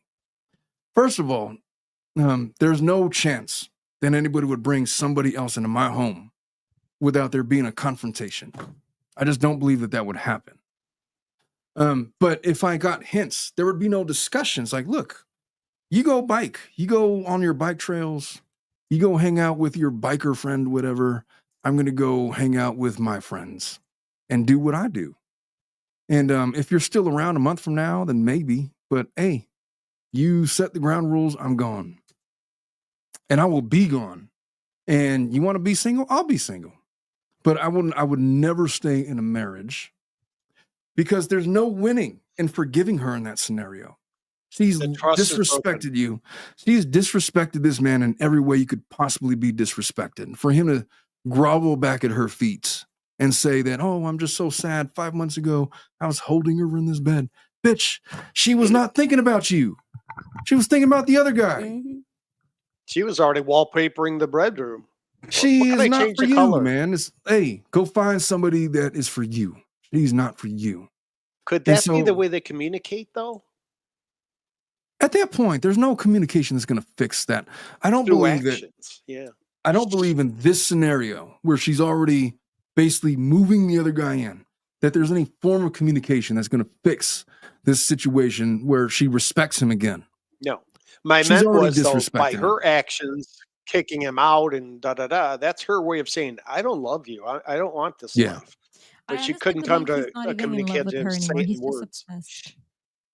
I don't know if he's obsessed. I don't know if he's just idealizing the relationship. Idealizing. I don't know if it's just, whatever it is. Either way, it's not going to work out the longer that he looks to her for his comforts. There's plenty of women out there looking for a guy like him. And he's young. My advice is to go He's find young. it. Yeah. Go find it, man. Take all that money. Look, it's a short-term marriage. Mhm. Cut your losses and run. Short-term marriage, you're not Mhm. losing much. Mhm. Go after and figure out what the division of the house is going to be. You get in what you put in. For 4 years, you lived there before you got married. So he puts in 80%. He's paying the mortgage. He's going to get the majority of the house and half of the community interest in the house Have her buy based you out. on Marsden. I will And so- bet you anything. If he went to a Bob Ross painting class, he would find a girl who would be totally into him. That's the weirdest statement you've ever said, Brad. What do you The mean good one, about though. All us? the things I've Like, said, good one, that's though. the weirdest. It's like I don't know. I got it. Maybe. He should So- also ask for the super bike when they're trying to Ask divide for the assets. super- I'm just Half of saying. Just it. to be Just I fair. half know. of it. Yes, that's No, retire. bullshit. would Sell be it and funny. split it. I don't care. So for Omar, you've been divorced. Monique, you've been divorced. Yeah. Yeah. In today's world, there's no stigma attached to being divorced, correct? Well, Not like before. No. I think it just gives you a viewpoint different from people who are stuck in a marriage or never married, that kind of thing, that you've learned from something and now you know a little bit more about what you're looking for. Is that fair to say? well, I think that there's some realities that happen when you've been through the whole process of getting married and then getting divorced. Okay. Number one, the idealization that you formerly possessed regarding marriage is gone 100. because you realize that holy shit, it's freaking hard to be married to somebody. Mhm. Like at Yes. first, like when you start dating somebody, it's all the things that they want you to see. And then you start living with somebody and then you like realize that, hey, all of these weird things that they have, like they put the soap in like the dish or they don't put it in the dish or they have like this, whatever. There's stupid things that they live with that annoy you. Yeah. You got to get over that. And then after a while, they become boring because you know everything about them, Mm. and it's hard to like be interested in them. And then you're dealing with life's problems together and they're no longer just like this exciting thing that you used to look forward to. And then It's just kids come in the somebody that you picture. now associate with all of your life's problems. Hmm. And it's really hard to reconcile that vision versus the one that you get from like Beauty and the Beast or Yeah. from Cinderella or from Snow White and all the other things that you're force fed by the Disney Corporation. Mhm. And Yeah. so when you go into it next time, I think you're more realistic if you're into it at all and you make better choices based on that. You're no longer beholden to the guy that's like, oh, he looks like Fabio or whoever the guy is. In like 5 years, they're not going to look like that anymore. Yeah. And after a month, they're going to become boring and you're going to know all their moves and you're going to, that part of the excitement is over. So like, what's the next thing? oh, they don't have any intellectual perspective on literally anything. Well, shit. And now, you're no longer distracted by stupid shit like that, like you are in your 20s. So I think that it's not that you're disenchanted with marriage. Maybe you are a little bit. You're just, if you're going to do it again, you're going into it with more clarity than you ever have. Your eyes are open. Yeah. Right. Yeah. And if that clarity leads you to not get married again, well, hey, good for you. What do you think about that, Monique? So I think you're correct. You go in idealized. You have rose-colored lenses. It's not uncommon. You see the red flags, but you're just like, just it's ignore not that them." bad. It's not that bad. Yeah. And then the flags keep coming, and you're like, I could work through this. And now you're fully committed. Yeah. So yeah, I think, the question posed was, does that give you a different perspective? When I have clients, I think more than anything, as a divorcee myself, it makes me more empathetic with my clients. I'm way more cognizant of, okay, I understand this is hard for you. Like, for instance, and Melissa knows this as well, and I think we've had these discussions. You have to ask a client, hey, we're trying to fill out the preliminary declaration of disclosures. That's all your financial disclosures at the outside, right? Yep. And they're taking forever. Yeah. And you're like, what is your problem? Like, We I gotta thought you get wanted these this in, divorce, right? What's going on, buddy? But when you put it in a context, I know for me, it took forever to fill out the FL-150. I had to get help and have someone assist me just to say, okay, we got to get this in. Yeah. But the truth of the matter is sometimes you really don't want the divorce, but unfortunately, you have to make some decisions you need to make in order to move forward with your life. Yeah. Well, Go ahead, bro. the interesting thing about that is going through all of those disclosures makes you relive all of the experiences that Trauma. brought you there. Yep. And that's where you start the finalization. It reminds me of Marie Kondo's saying thank you to an item before you throw it away, because it allows you to get that finalization before you part with it. The Crow says that her eyes are wide shut. I don't know if she's making reference to that movie, but that's a hell of a movie to reference in this scenario. Tom Cruise and Nicole. Yep. Mm-hmm. And they were married during that. Mm-hmm. Yes, they were. Yeah. All right. Let's move on to case number 2. So dump her. Bro. Okay. Oh, I forgot to tell him what to do. Yes, Okay. exactly. I want listen. to hear from your manly perspective, macho. She's already gone. She's already gone. Been gone. Cut your losses. There's not going to be any alimony. We're like 5 months in, bro. So no alimony. You guys don't own anything together. Sell the house. Collect whatever your percentage is. No children, thank God. Yes. God. Mm-hmm.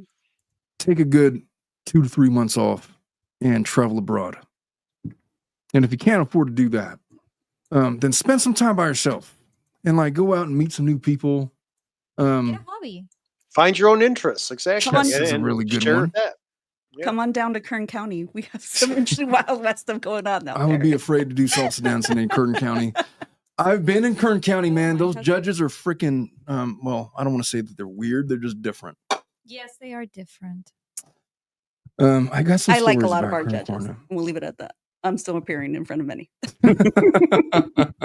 Good move. Well, the judges in Kern, I know what I'm doing. I appeared in Kern County the last in like 2015, so I'm certain that all the judges are probably different. Maybe, I don't know. Maybe it is. I was mostly in criminal court over in Kern. Oh, I've stayed with family. I don't touch criminal. And the truth of the matter, the reason I haven't touched criminal, it goes back to, I think, my whole empathetic, very like bleeding heart. I'm like, I'm gonna fall for it all. You weren't guilty. It wasn't you. It was them. So I was like, not touching it. Not with the 10-foot pole. Yeah. All right. So to this guy, yeah, grow a pair, cut your losses, and move on and go find. I don't know. Go find. Don't find somebody right away. That's a key No, point, man. right? Yeah. You need to go No. sow Take with some royal time. oats, Find man. as many people as you can to get over it. Right. Because Do not go to Exactly. Amsterdam. Do not go to well, Thailand. God, no. Oh, yeah, don't. Go on a cultural exposition. Eat, pray, Yeah. love. He does There not you need go. to be a passport, bro. No, man. Yeah. Just look. You Find can go- yourself. You can go to Colombia. You're going to find really nice girls over there. Go to Colombia Mhm. or go to like Puerto Rico. Go to Mexico. Go to Yeah. You know, I don't know. Just go find yourself, man. There's Yeah. plenty of women for you. This one ain't the one. Go find somebody that doesn't like bikes. Start I'm cultivating just them. grateful that she didn't get pregnant, because the question would be, who's really the father? Oof. Right. Well, that's pretty And that would easily also be ascertainable. something that'd be I don't want to say considerable. this, but I do. But from the looks of the story, she is really smart. So I am sure that she was like, hell no, I'm not going to get pregnant. Yeah, Well, that's I know. good on Gonna tie her. me to either one of these. And But been she doesn't pregnant want for that. 12 years, so He needs to stop the banana Yeah. warfare, thinking about this one. other guy banging his ex-wife, and the hell is just move banana on. war- He's the one warfare, banging Brad? the other guy. Exactly. That's Could, the could first I time I just heard get that one, but I clarification on understood banana it. warfare? What does that mean? He just wants you to say it. All he's thinking is about this other dude banging his wife. With the banana. With the Oh my. But is the banana peeled? That's the real question here, right? Oh, I already understood probably that one as Rob. well. What the fuck, dude? Moving on. My dad was too cheap to get us peeled, so just so you know. Well, you know, sometimes in the Great Depression, Yeah, save that money. when they charge by the pound. All right. Baby. This guy, this is a short one, thank God. All right. So my wife divorced me after 10 years of marriage. She took my kids. She hid them from me for 6 months. Wow. Took me to court. Lied about domestic violence to the judge while going through the divorce process. Then attempted to get full custody, naturally. Luckily, the judge didn't believe any of her stories and eventually let me see my kids after 6 months of not knowing their condition or where they were. She eventually came back to me without me begging for her to come back and now lives with me. What? No. You don't And he do took her that. back? And I never received my divorce certificate. He asks, should I feel remorse? Mad? You're stupid. Kick her to the curb? Stupid. Forgive her for all the bullshit she put me through? We don't have planning sex. Something bigger. And she doesn't put a penny in for the bills that are Catch that. solely being paid by me. What would you guys do, or how would you feel? Where are the Hold kids? on. One. I have to answer. Planning Nope. your I downfall. have the answer. I would call her an Uber Nice. and tell the Uber driver, Bill her. take her back wherever it is that she came from. And I would never talk to her again. Yep. To the extent that I didn't have to, because they still have children together. What in the fuck is this guy thinking about? He's another Matt. Well, I started with love conquers all.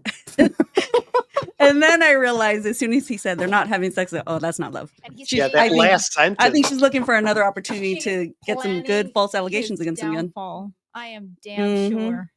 Damn sure what? Domestic violence, divorce. She took the kids 6 months without seeing, and then all of a sudden, I love you. Let's try again. And this guy takes her in. Yeah, she's She planning needed your a place downfall. to stay. And That's he's how that paying all worked. the bills, Mhm. so she's not an idiot. So the guy's probably got money.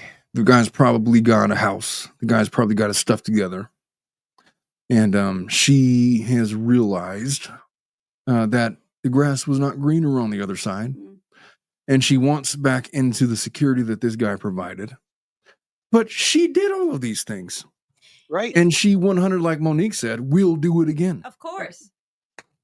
This You've given the reminds me opportunity. of a What's- TikTok I saw where they were saying, like, my friend just divorced her husband of, I think it was like 10, 15 years because she was bored. Because it's like everything was boring and they had already 2 kids, blah, blah, blah, and everything was boring. He provided, he paid for the house, for everything. She was just a stay-at-home wife. And she got bored because he was always tired of working, because he never wanted to go. Well, okay. The So nerve. so they divorced, and then she started going out. She was like 35 something, and then she realized, shocker, that it was not as easy to date back when she was 20. Now that she's 35, Oh, her options are lower. and that she couldn't find any guy that would want to settle down and be with. So the person who's telling the story is like, wait. You want to find somebody to settle down, but you just left your husband that like settled down with you and did everything. And her husband found, of course, he found a new partner. She had his kids, like he had his kids, and now she's a stay-at-home wife. She doesn't do anything. This guy bought her a brand new car. He's doing everything, and she's happy. And now she's like, I want that. And her friend is like, are you serious? You had it. You got bored. You wanted a date. You found out it's not going to go as planned, and now you want it back? No, that's not the way it works. Right. Look at the title. Wife divorced me, then came back. Well, you know what? Let me ask you, men. Okay, so you think of your craziest ex, and then she wants back. What do you say? No. Teresa. Nope. I didn't say No. name her, Rob. I could have made that name up. You don't know. I had to think about a few of them, which one I thought was the worst. There is no situation in hell that I would take any previous ex If you over take my the- wife, because If you my take wife, this scenario, no way. Sorry, this Bruce, scenario right? or not, my life is so much better because I have my wife involved. Hmm. And the idea that I could chase after a lingering figment of what was Mhm. for what I currently have, there's no way. Smart man. What if you were single? If I'm single, then I don't care. But I'm married. What if your ex was hot? But the thing is No, I saw that hesitation. no. Bullshit, Brad. Looks don't No. last. It's Let a me lot- finish my a lot statement, more than Omar. that. God damn it. If I'm single, then whether I get back with an ex or not, because it's fleeting, it's temporary, it's not something that's going to be lasting. For Yeah, sure. It's not gonna last. What if it was one last itch? So then, what I'm gathering from Brad is like he would scratch the itch and then call an Uber. Got it. Yeah. Brad's like, hell yeah, He'd scuba. He'd scuba. screw her. I don't need no gavel goblins trying to lie to a fucking domestic violence case. Jesus. Like gavel goblin. I'm gonna save that one. Good one. Oh Jesus! All right, that was an easy one, right? She's planning Yeah, your That downfall. was Yeah. Let's move on. This person. Do we have a woman now? So far, they're all pushover men, aren't they? Both cases. The first two. Let's Yeah. see what this one is. Okay. This is a female. This is a woman. Okay. All right, I'm 30 years old, female. Head and heels in love with a 29-year-old male. I don't know. What are you laughing at, Brad? Yeah, Brad's having a good time by I himself. saw the second sentence and I was just like, God damn it, why? I don't know if it matters, but I'm a Libra. He's a Scorpio. Oh, See, exactly. It's all in the signs. It's all in the signs. You didn't know before. Yeah. Come on. whenever somebody would bring that up with me on a date, I've already crossed them Got off. 1 foot out the door. It's like, you know what? I'm gonna be polite. I'm gonna be nice. We're gonna have a good time. I'm gonna make the best of it. But this one's out. And we're going Dutch. Gotta have a good meal with wine. You screwed it up, lady. Oh man. I mentioned this because we both are true to our. Oh, God Here you damn it. go. They're both true to our star. We're both true to our stars. Yeah, no. So I work in human resources, and I hired this guy in the marketing team. And I don't know when did it happen, but I fell in love with him, and he probably can sense it, but is too shy to communicate. We often find each other staring deep into each other's eyes during the usual office meetings, Is she 30? Really? but we are too Mhm. shy to communicate. Yeah, she's 30. She's your age. The more I try to ignore him, the more I find myself luring back to him. She said luring. Please help me. What should I do? It's 4 a.m. I'm still thinking about him. I don't think I have ever had a man in my life that I was this drawn to. You need to buy a dildo. Yeah, I was thinking the Jeez. same thing. There are options at 4 a.m. I was just thinking Quiere thirsty, que te very diga. thirsty. I really need some help here. How should I make him confess his feelings to me? I can do that for sure, but the fear of rejection is larger than my emotions for him. I could use some help here, guys. The And egg doesn't please go to be the kind to him. sperm. Okay. You're in HR and you're trying to go after a coworker. Good Right. God. Right. You're alone. 30, he's 20, the 29. HR, all of that. It's don't stop. No, it's Stop. not. Every single time it goes worse and worse and worse. Right. Splash. Buy a Moon dildo. Moon is in retrograde around Saturn want right me to now. what? So this shouldn't. No. we No, don't say work what you out. say. What you mean? I've never had a man in my. Yeah, I can see that. Do you feel like this is an unattractive woman?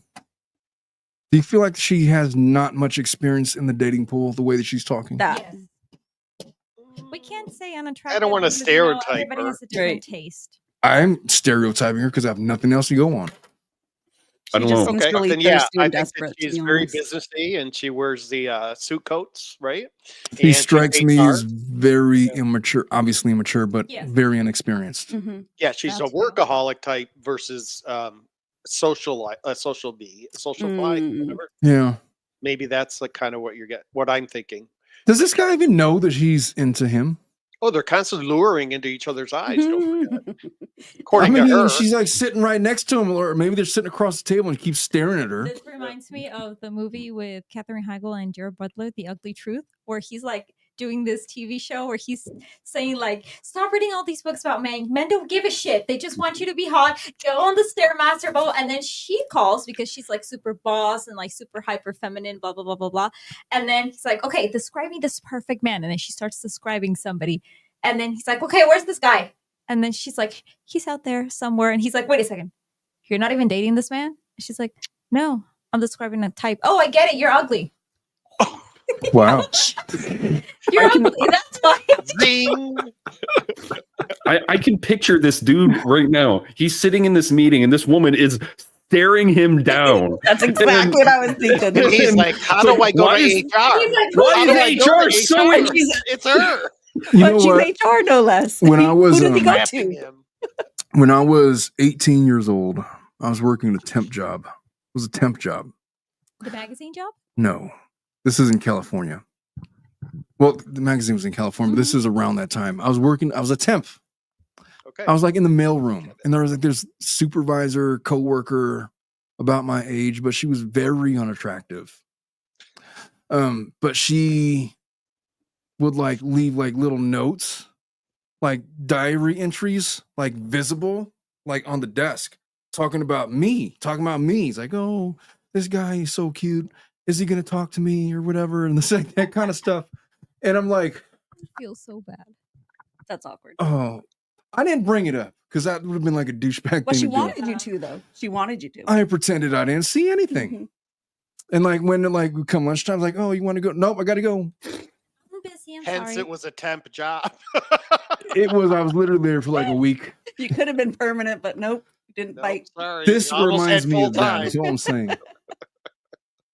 See, the weird thing about this cosmic bitch is she finds What's the so fuck, Brad? No, Brad needs to name every single one we've done now. Every case, Yeah. I want him to name them. So- when she started with the zodiac signs, I was like, yeah, my God, this is one of those. Oh. she places so much emphasis on things that she can't control. She's saying, well, I'm a Libra, in Scorpio. Scorpio. She is focusing on so many things that she can't focus on. It's so weird why women do this.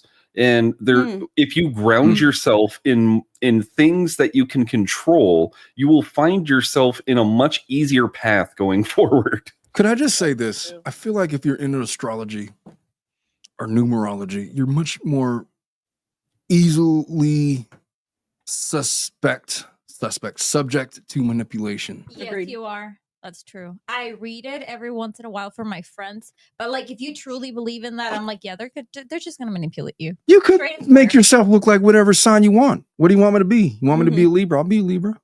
No, I'm totally a Virgo. I am a Virgo. I don't know, whatever the signs are, whatever the sign, man. We all know what we are. Yeah. Oh. Yeah. All I know is like there's James Randi. He passed away a few years ago, but he would expose these people. And you guys know like about, give everybody a pamphlet about their astrology sign, and it would be like this random, like generic description of like some person, whatever, some personality. And they'd be like, oh yeah, that's like 80% me. That's totally me. I could totally see that. Yeah, well, you guys read the astrology sign for like some other thing. It's like, oh, you're an asshole. You manipulated me, gaslighter, whatever. They didn't say that back in the 80s or 90s, but that's what they essentially would do. And it's the same thing as like cold reading. I don't know. I just feel like I'm getting Cold all of reading? these voices. Oh, I'm getting all these voices. I'm hearing a name. It starts with a B. Mhm. I'm hearing an R C, vowel. I'm seeing D. adjectives. Somebody that's really sweaty. Someone with hair. Somebody with Thin hair. Somebody that someone likes with hair. farming. Somebody like It's me. my grandmother. Mhm. My God. Oh, and you know what? You know your grandmother, and like she liked knitting. My grandmother liked knitting, and she liked to watch MASH. She loved that show, and she just wants you to know that she's proud of you. Oh my God! And then they go off and they think they had this 20, amazing 30, psychic 40, 50. experience.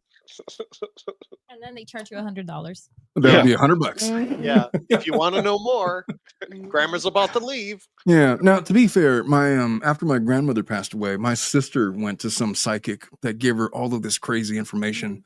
I don't know what to make of that. All I know is like there's some like cold one? reading is a skill. Anessa, you met her. Yes. Yeah. Some cold readers are better than others. I don't know if psychic ability is a thing. But she said some compelling, she had some compelling information about my grandmother that convinced her, and me hearing it via hearsay. Mhm. I was like, oh, well, how about that? And I took her number down. I was like, I'm going to give her a call myself. And I was going to test her, but then I thought about doing something else, and I never Took her to did. court. Put that right on the forget about it. Defamation. She's like, yeah, whatever. Defamate Yeah, my grandmother. My aunt, Intentional when she was, infliction. exactly. my aunt took my mom to one of those people when I think I was 3 or 4. I think I was 3.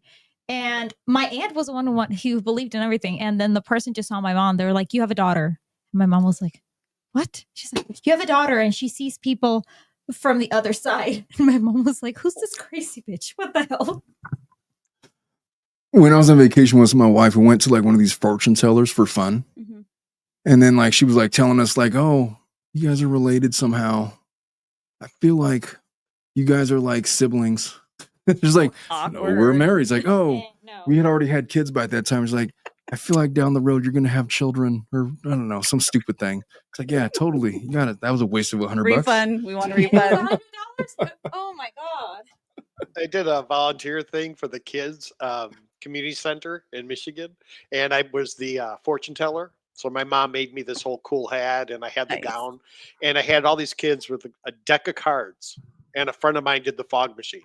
And I swear to you, off the cuff, I pulled up and they picked a card. And I said, "Ooh, you got a 5 of, let's say a 10 of hearts." It said, "You're going to have a lot of loves in your life because it's a heart for love. The number's high. Totally. Vice versa. If it's a low number, you have very few, but there'll be really good loves in your life." Same thing with spades. It's pointing you. You're going to have direction in your life, right? And then, That's well, quick. yeah, it was good off the cuff. And these kids, the one girl comes back. She goes, "Oh my God, he read me the same way." Like, this must be real. Well, it's funny because Megan Fox did a watch of a psychic who was for entertainment purposes doing I saw that the one. Owens household. Yeah. It was just like, oh, come on, that's not even real. I it's feel been like on the I could internet. be a psychic, man. I feel like I could be a YouTube psychic if I really wanted to. You want it to be Walter Mercado? He's entertaining. I want to at the bare exactly be minimum, for Walter sure. Mercado. I could be a psychic on YouTube, and I could give readings, and people would believe me. I just, you know what? Omar I the think I could do it. Serato. Omar the Omar. Serato. Exactly, Omar the Serato, Yeah. the tilted psychic. I would believe it if she did it like a year and a half ago when half this stuff hadn't come out yet. Yeah. But now that all of this stuff is already out there, it's like, Give I me once something tricked new. I once tricked my brother that he was possessed by a demon. Which That's one? just cruel. How old My- were you? Your younger one? My younger one, Chris, my brother. Well, What I age didn't were say you? that I didn't trick him in thinking that he was possessed by a demon, but I convinced him that there was like this demonic presence in the bushes, and I could see red eyes, and you shouldn't move because he's looking How at old you. were you when you when Like you, I was like 9, And how old was he? like 6 or 7 or something. So my Vampire He's Diaries dumb. wasn't out yet. You have Vampire Diaries, No, Rob? Diaries series. It wasn't out back then, so it could have Oh. been that. Oh, I'm I trying to used to think of get, some Dracula show that gave you the idea. I used to get afraid of the Lost Boys. I would have nightmares. about The them. Lost Boys. Hmm. That's from Oh 1985. yeah, Uh-huh. that's right. Yeah. A young First Donald vampire movie I Sutherland. ever watched. Mhm. about this? That's Oh, that was my first girlfriend. First vampire movie I ever watched. The lady in that movie. Really? Yeah. Well, I totally. know. I understand. You know? I got I've you. never seen 1985, this. man. The Lost Boys. Oh, you got to watch it. Young Donald Sutherland, vampires, magic, motorcycles. Mhm. Fright Night. There's Fright Night's another good one around that same time. The old one, yeah, right. That one had that girl from Married with Children in it, Marcy. Oh, Marcy. Yeah, the blonde. I forget who the guy was, but yeah, Fright Night's another really good one. Wait, anyway, you mean Kiefer Sutherland? Kiefer Sutherland, not Donald. Kiefer? Donald's passed away. That Donald was the father. I say Kiefer, yeah. Yeah, Keither or whatever it is. You guys Do you are know who distracting just me. passed on March 25th? Richard Who? Chamberlain. Who's that? He's an actor that's been around for a long time. He did Shogun, I believe it was, before Tom Cruise did his samurai movie. And he's been around. He turned 90 and he passed on the 25th. But it was he was in the Thornbirds. It was a Shogun. miniseries from the 80s. He did Shogun, yeah. And The Count of Monte Cristo. yep, and he Crisco. was Dr. Cristo. Kildare in the 60s for 4 years. What? If you, It was like a medical black and white TV series. He was Dr. Kildare. I never The watched Three that. Musketeers. He was in the Birds, the Thornbirds. You said Thornbirds, 1996. yeah, it was Mom and I loved that. We'd watch that a lot. The Bourne Identity, circa 1988. if you haven't seen the new Shogun remake, it is fantastic. Really? Yes. Okay. Good to know, because the original he did was impressive. Tom, you know, Tom and I are friends. Mhm. Tom's version of the samurai was good. I like that. That Do whole we have era. another case? He's looking for one. All right, we're gonna move on to our next thing. In the interest of time. All right, so this lady is 25 years old. I'm going on a date with this man. He's 31. On Saturday, She's My- 25. He's 31. Yeah. Okay. our friend set us up. He is her boyfriend's longtime friend. She gave him my number and vice versa. So we've been texting, talking on the phone for a little over a week. Mm-hmm. We really hit it off as far as talking a lot. So we're planning to go on a date at a cute cafe. We've talked about a lot. And today he mentioned how he's an engineer. He went to a really great college. He's a homeowner. He's traveled a lot.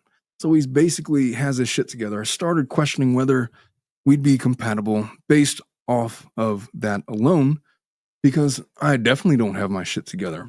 I grew up in a really messed up house.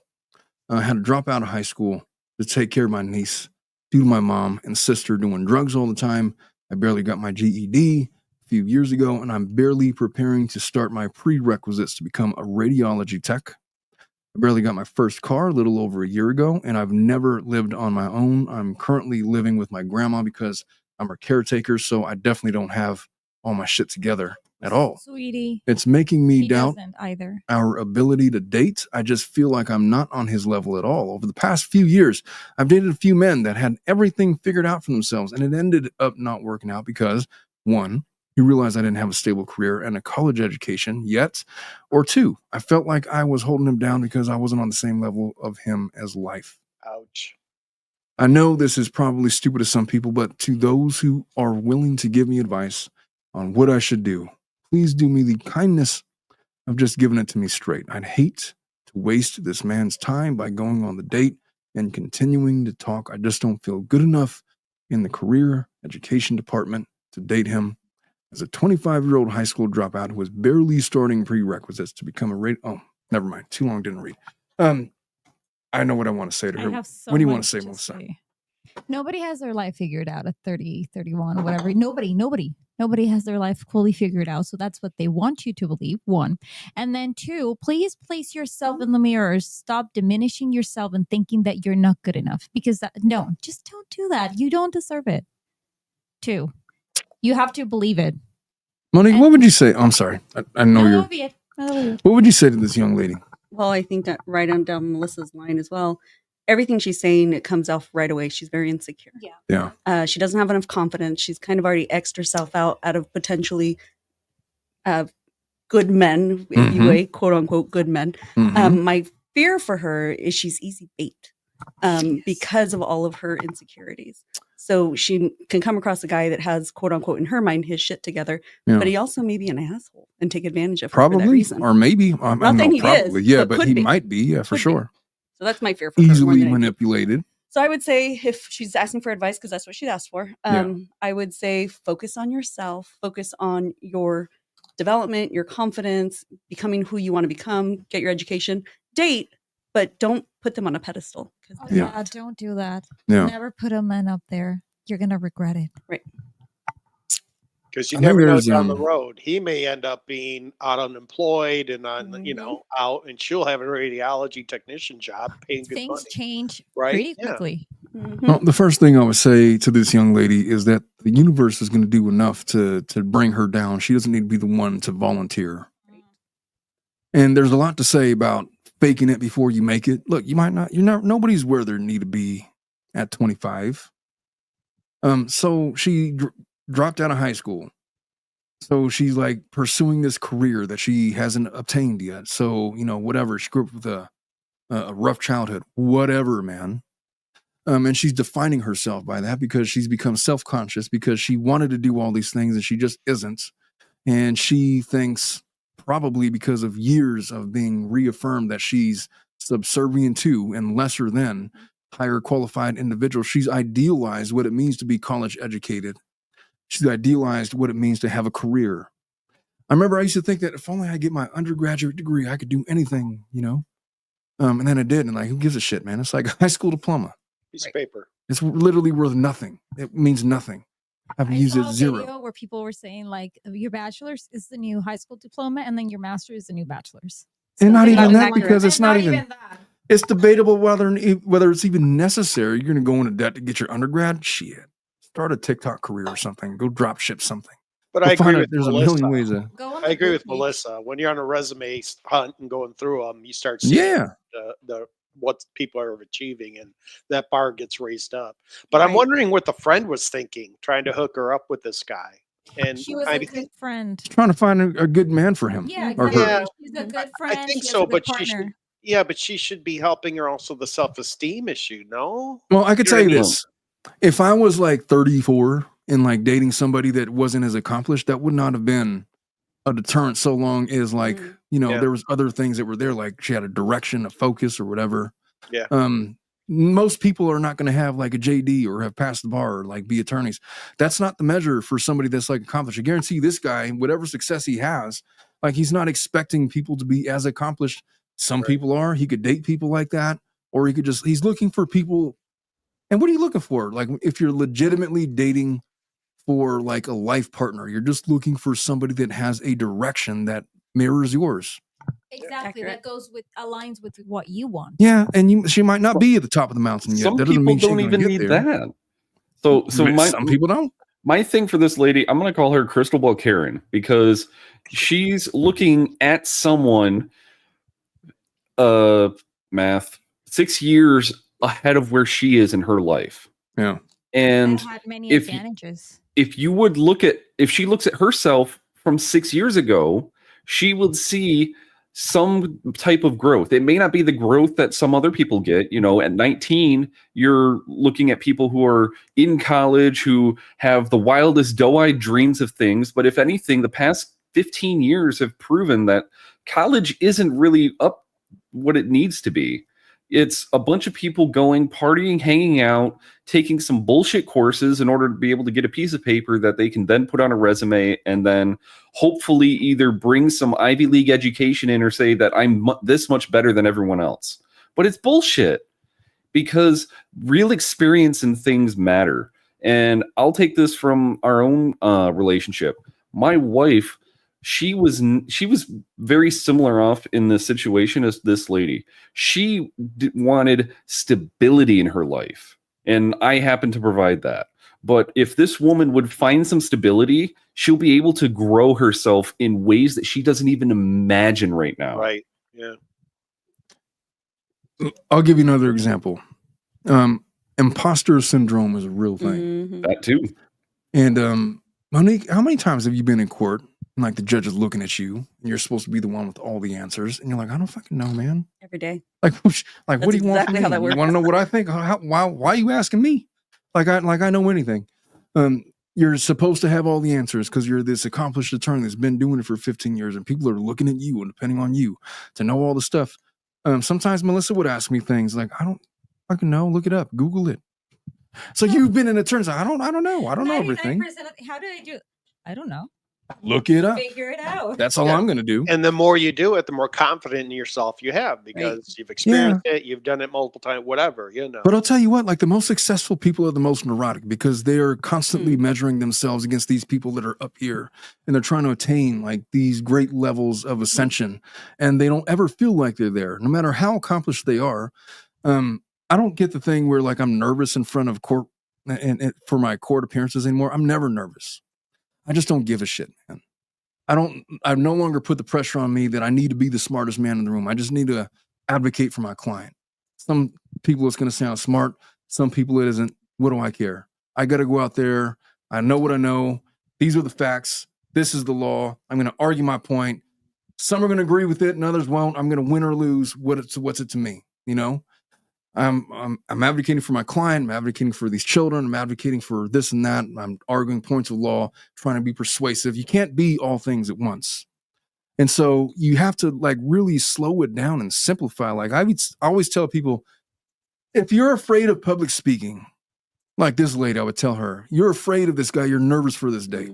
Like, what are you afraid of? What are you afraid? What do you think is going to happen? And the correct answer is on an evolutionary scale, she's afraid that she's going to die. Like when you go up in front of the big crowd and you're going to give a big public speech, you're literally afraid that you're going to go up there and die. That's what you're afraid of. But you're not going to die. You're going to go up there and you're going to say some words.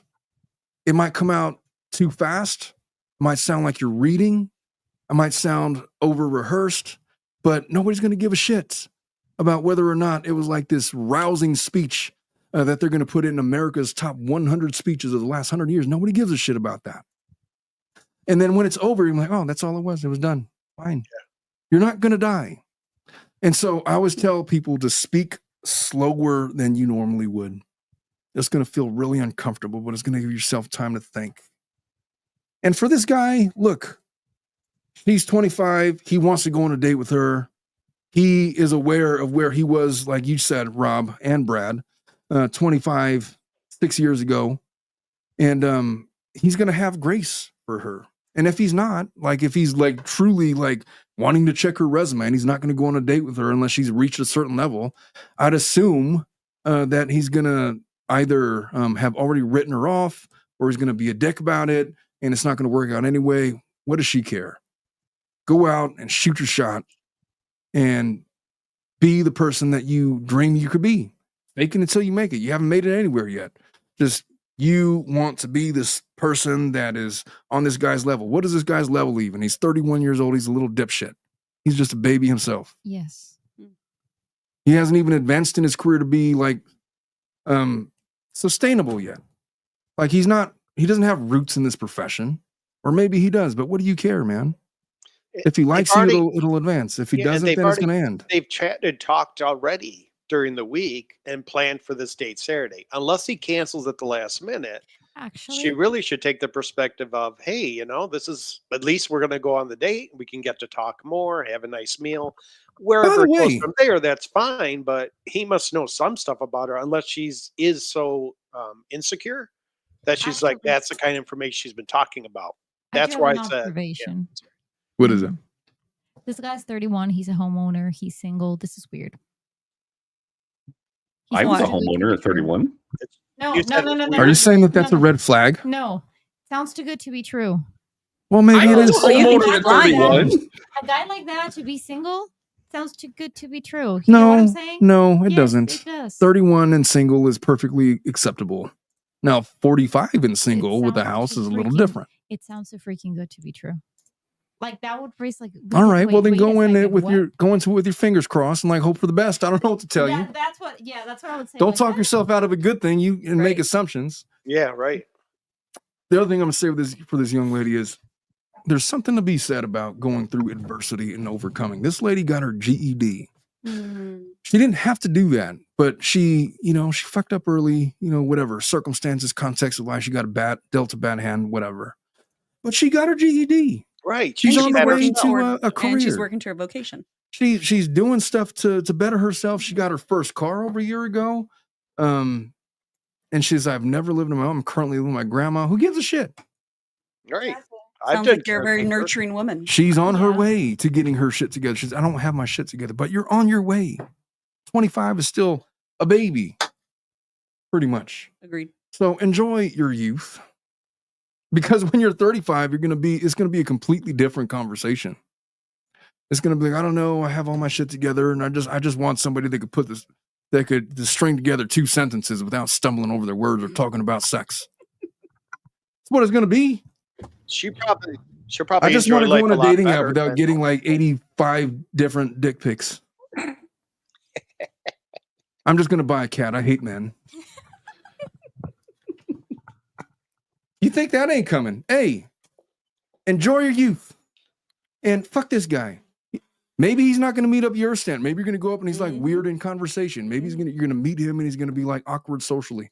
Maybe you'll meet him and you don't like the way that he eats his food. Maybe you'll meet him and then like, you know what? He's like completely boring, has nothing to talk about other Maybe it's than gonna go out good. or It'll maybe it work comes out out. good. Yeah. Stop giving him the benefit of the doubt that he doesn't even observe. He's accomplished. Good for him. What else does he bring to the table? Is You he wanna- fun? One interesting thing that she can do that would instantly improve her self-awareness of where her situation is. She has a lot of expenses that are paid for because she's living with her grandma. If she was to build up a 6-month emergency fund, Yep. I will absolutely guarantee she would be able to go with the confidence to say, I don't have a lot right now, but for what little expenses I do, I know that for 6 months I can take care of myself. I'll tell you Doing what, my little that- sister did it. That would Um, be fantastic. My little sister is like 28. She's been living with my mom since, well, forever. She just now got her own place, but she's been saving money. She's got $100,000 saved. And looking to invest in things and stuff. She's done that all by herself and taken that approach. And sure, there's swings and misses in the dating life in your 20s. Of course there is. What the hell is with the genes of your family? I just learned she's 28. She does not look 28. What does she look like? She looks way younger. I don't know what to tell you, My Melissa. God.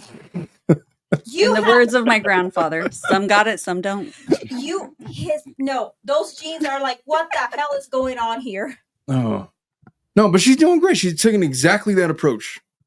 She's built up herself. Smart lady. She's been saving her money, and now she's primed and ready, and she doesn't need anybody to look after her. She's got her own stuff. And should she happen to want to share her life with somebody, then that will be something that she chooses to do. But it's not an obligation. It's not something she needs to do. She doesn't need anybody. Well, and it sounds like she has a good big brother that she can rely upon Oh, and she's got a get some couple of advice from. a So few that of them. helps. Yeah. But she don't ever ask me for nothing. She asked me for legal advice once, and then she consulted ChatGPT. He's like, "You're a dick." Cross check So you that. could have done that. You could have done that in the first place. What do you text me for? Anyway, we're done with this one. We got a couple more. We're doing pretty good on time. This person needs help getting through a relationship patch. It's good and short. They say, "Hi everyone!" Exclamation marks. So my partner and I have been together for about 10 months now. We've had ups, we've had downs, as everyone do, but I feel as though we've reached the comfortable phase. We know almost everything about each other. Bullshit. Yeah, bullshit. No, not bullshit. No. Sometimes it happens. There's still stuff that I'm finding out about my wife, and we've been together for over 11 Yeah. years. 10 That's- months is even a year. It's a little bullshit. Well, it just depends on the context. Like, You I'll might know explain later. all of the patterns of a person in that time frame, but there's no way that you know how old or however long they are, that you know everything about their story. On context. People story, change I based don't on know. context. Yeah, I don't know about story, but evolution, I'd be more apt to accept that answer. The past, I feel like, is pretty much written. Like, you go through that pretty quickly, and then you got to figure out. I don't know. Maybe I'm wrong. Maybe I'm the asshole. She Anyway, says she let me thinks they've finish this reached one. it. Yeah. She says, we know almost everything about the other, and most of our days are the same. We don't necessarily have much to talk about anymore. I sometimes struggle with not messaging, working on it through therapy. I suppose I could say that things are a bit boring. I love him a lot, would never want to lose him, and I'm not unhappy at all. I'm just asking for advice for what to do or where to go forward from here appreciate any help and advice. Please be kind. All right. She got bored at 10 months. That doesn't look good. Sometimes, most of the time, it happens a lot quicker than that. I used to get bored with people like in a day. You go on a bad date with somebody, you're bored with them in 10 minutes, like you're checked out. Yeah, but this is a partner. If it lasted 10 months, then good for them. Some people at that period extends 3 to 4 years. Some people it's over within a month. Like you can only learn so much about somebody and still stay fascinated. It's the still staying fascinated part that is the key. Right. And it's sad that she feels like it's so boring after 10 months. Yeah, so she's focusing on the wrong stuff. Or maybe she's really bored with him, right? She says she doesn't want to lose him. Should she not want to lose him? Does she not want to lose the lifestyle that they're currently living? Well, I think that what she's saying is she's in a good she feels like there's no reason to leave the guy. She's bored. How does she reignite the flames, I guess? And that doesn't even necessarily have to mean sex. Like, how do I gotta, like, I'm not excited about going on a date with this guy anymore. They should get super bikes. Separate Totally. for a while Super and get bikes. back together. Get like a, I don't know, go work out together or something. I think that Get a hobby together, something like that. look, the adventures in a relationship, whether or not you have them, is very much dependent on how much of a risk you're willing to take with your partners. Some people don't like to go anywhere. Some people don't like to stay out of their bubble. Some people are very comfortable going to like 1 or 2 restaurants and no other places. Some people are very comfortable in the state of California and not wanting to go any other place. Some people are very comfortable talking about certain subjects and not exploring the others. I don't know. But with her, she's bored. So that means that they have gotten through all of the formalities of a relationship, all of the, The newness. the Newness newness, is gone. all of the put on. Yeah. And some people are addicted to the newness. Mm-hmm. You have to learn how to be with your partner when you're a little bit bored. You have to. Because there's never going to be a period of your relationship. Well, let me rephrase. There are 100% going to be periods of time, extended periods of time in your relationship where you're going to be bored with your partner, where you want to be left alone, where you're sick of them, where you don't want to be like watching their stupid shows, where you want to do your own thing, where the topics of conversation that you've hit 1,000 times before keep on coming up and you already know exactly everything they're going to say or whatever. It's going to happen. The question is, how do you keep it going to maintain that? It's not newness that you're seeking. It's a different level of interest. How would you all go about it? You folks have both been married, unless you're currently married. How do you do it with your husband? I'm going to reverse the question to you. Nope, because I'm going to answer it after you. No, reverse Uno. Answer. Monique, how would you do it? Or what do you think the answer is to that question? So I think you kind of already answered it without realizing that you did, or maybe you did kind of giving us a tell. You do got to find something that you guys can both do that you're both interested in that kind of reignites that excitement. Now, the newness, you were correct. They're not looking for more newness. If anything, what she's looking for is that passion. And so hopefully they can find something that works for both of them that makes them feel passionate again. Yeah.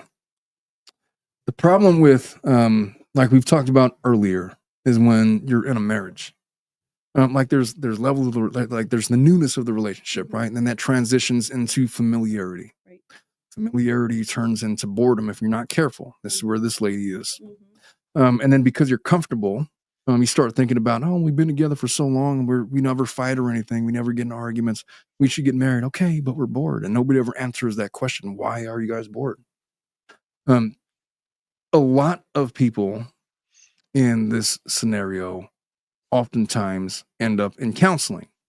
Right. And one of the things that they end up with is, like, oh, this and that, and they like hem and haw, and they go on like their childhood. Maybe it's a communication style. You guys just need to communicate with your partner that they're bored. And then your partner does communicate that they're bored. All right, so now what? So what do you want to do about it? I don't know. Let's go on a vacation. Let's go do this and that. And you're not all that excited to go on a vacation with somebody that you're already bored with. Well, and more than that, you're going to come back home eventually. Yeah. So the vacation's not going to do it. It's going to have to be something where you guys are both working actively to try to reignite whatever it was that is no longer there. Yeah. And then like you stop associating them, like we said earlier, with these exciting things, you know, the newness, you know, the infatuation, the lust. They're no longer the exciting thing. They're the thing that you associate with the perils of trying to build a family, the bills, the kids. Imagine if you have children. You know, you got 2 or 3 little shits, like, depending on you, to keep them alive, and you're trying to keep the passion alive in your marriage, and you got like postpartum depression That's what I was gonna and say, all these other things. postpartum. Yeah, like, you're going to be all interested in like trying out all these new things sexually or whatever you think is going to reignite the flames. Not a postpartum woman, I'll tell you that much. Well, I mean, you know, for sure that. Maybe the I mean, there's- husband's interested in it, not the woman. Exactly. Yeah, and then the resentment kicks in, like, oh, she doesn't like me anymore. She's not attracted because she's not interested in like you know, getting hot and heavy after she's been like with the kids for 14 hours. And she needs rest and sleep and all these other things. These unrealistic expectations that we put on partners, you know, and then they take their partner not meeting those unrealistic expectations and convert that to permission to feel sorry for themselves, and that converts into resentment, which converts into well, now we're going to go out and pick up biking and stuff, or Could turn into whatever. Or they go out separately. They Right. each start going out doing their own thing. Yeah. Well, you know, there's not a singular answer to that. No. How do you and your wife do it, Brad? I mean, You my just wife- said that I've known my wife for 11 years and I don't know everything about her. I'm still finding out new things to this day. How do you do it? Brad and his wife, they try to figure out pi 3.14. No. It's been hours and hours. It's so much fun. please no. The thing about my wife and I is that we both enjoy our time together, but we also have our own hobbies that we enjoy that we can do separately. My wife really loves watching old TV, whether it's Columbo. She loves watching Columbo. She loves Columbo. watching Flintstones. With, what's his name? With the guy with the mustache? Mustache? Yeah, what's Peter his Falk. name, man? Peter Falk. Peter, No, He didn't have a man, I'm mustache. thinking about the guy from Falk. Peter Falk. Men Peter and Falk Three didn't have Men a and Baby. mustache. In Columbo. no, he didn't. He was Are clean you was shaven. Columbo, or is that the same old Columbo? The Tom detective with Selleck. the Tom cape? Selleck is not in Columbo? Tom Selleck? God, no. Yeah. No, he was What on the the hell? beach. Well, I'm off. Anyway, Well, having continue with separate your... hobbies is actually a good thing. Right. Yeah. Yeah. Being able to do our own thing. And it's actually something that I find kind of funny because my wife will make dinner and then, there would be times where, she just goes to the table and starts watching a movie and then I go and do something. And we may not necessarily have dinner and sit around the table and do the traditional family dinner, but we also do things like we take time to go on dates and do things that we find together. We just went and saw the Sumo Sushi and Sake event, and that was our a big thing for us to be able to go do. And you have a son too, a little guy. Yeah, we've got a son, so he takes up a lot of our time too. But doing what you're doing, though, that keeps the marriage together. And I Yeah. think that keeps it lively. What I would say is this. If you're ever feeling bored with your partner, there's nothing that reignites like Amy talks about. Amy says she sounds emotionally unavailable and needs the dopamine hit of newness. There's no quicker way to do that than to put yourself in a position where you have to protect your wife. Or where you're in a position where your husband is out and you guys are both out and about, and he has to like protect you or like reaffirm the roles that you guys have set out for each other. Like, go out dancing and like watch all these other men like looking at your wife when she's all like dolled up and stuff, and you're dancing with her and stuff, and like escort her to the restroom and escort her back because you're like keeping her safe and those kinds of. Put yourself in a position where you got to fight for your wife. You don't even have to like go like all like do this role playing like bullshit or whatever. Just go out and be proud of your partner. Go out and do stuff out in public where you get to reaffirm and make these decisions second to second that this is my lady and she's safe with me and you fuckers aren't getting around here anywhere. And where she's doing the exact same thing because she's proud that you're protecting her, that you're putting your arm around her and keeping her safe, and you guys are doing the couple thing and choosing each other all over again out in public. And it's not like this, you're trapped in this secret dungeon of your house because you guys never get out. It goes to like dating your wife. It goes to like going out dancing, goes out to going out doing karaoke. You'll find out new things about your partner when you're doing that kind of stuff. Special skills, like special interest, whatever. Stupid dancing. Take her out salsa dancing or do do No, something salsa you've never dancing. done. Do something whatever. you've never Some done. kind of just do something fun. Go wine tasting, tasting. Go whiskey tasting. Go out and do things together and as a couple and like Do a road that you're trip. not comfortable with, because when you're not comfortable with something and you don't know anybody else there other than your partner, you're going to gravitate towards them in ways that you're not used to or haven't been familiar with for a really long time. It's a really good way to reignite those feelings of dopamine that have been missing because you guys have been sitting around watching Columbo for the last 8 months. Well, Fucking Columbo. Well, the funny thing is she says, or this person says that they're bored in their relationship at 10 months. Are they dating? Are they actually going out and doing stuff? Or are they just falling into the norms of week in, week out? I'll tell you what, when I was dating, there was always like a 3 to 5 week threshold where I was either going to get bored or not. And then when I was bored, I would move on because I was a single guy and I was doing that thing. Right. And then there would be people that would exist longer outside of that time frame or whatever. Then you meet one and it could be your wife or your husband or whatever, where you're interested in them. They're just not somebody that you're willing to let go. And then like the next phase of that initial newness is finding ways to fight to keep them in your life. And that becomes exciting. And then you guys commit to each other and it's like, all right, so what's the next thing? That's the problem, man. It's like Ellen Watts says, like everybody's so like focused on the next thing.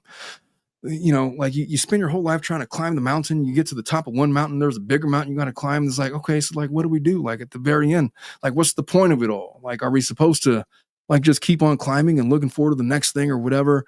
Or is there like a song playing in the background? And the whole point is you're supposed to take in the whole song and laugh and dance and sing along the way and enjoy the time frame that you're in, acknowledging fully that you're still trying to climb. But it's not about the climb. It's about like the journey and all of that. I know I'm being cliche when I say that.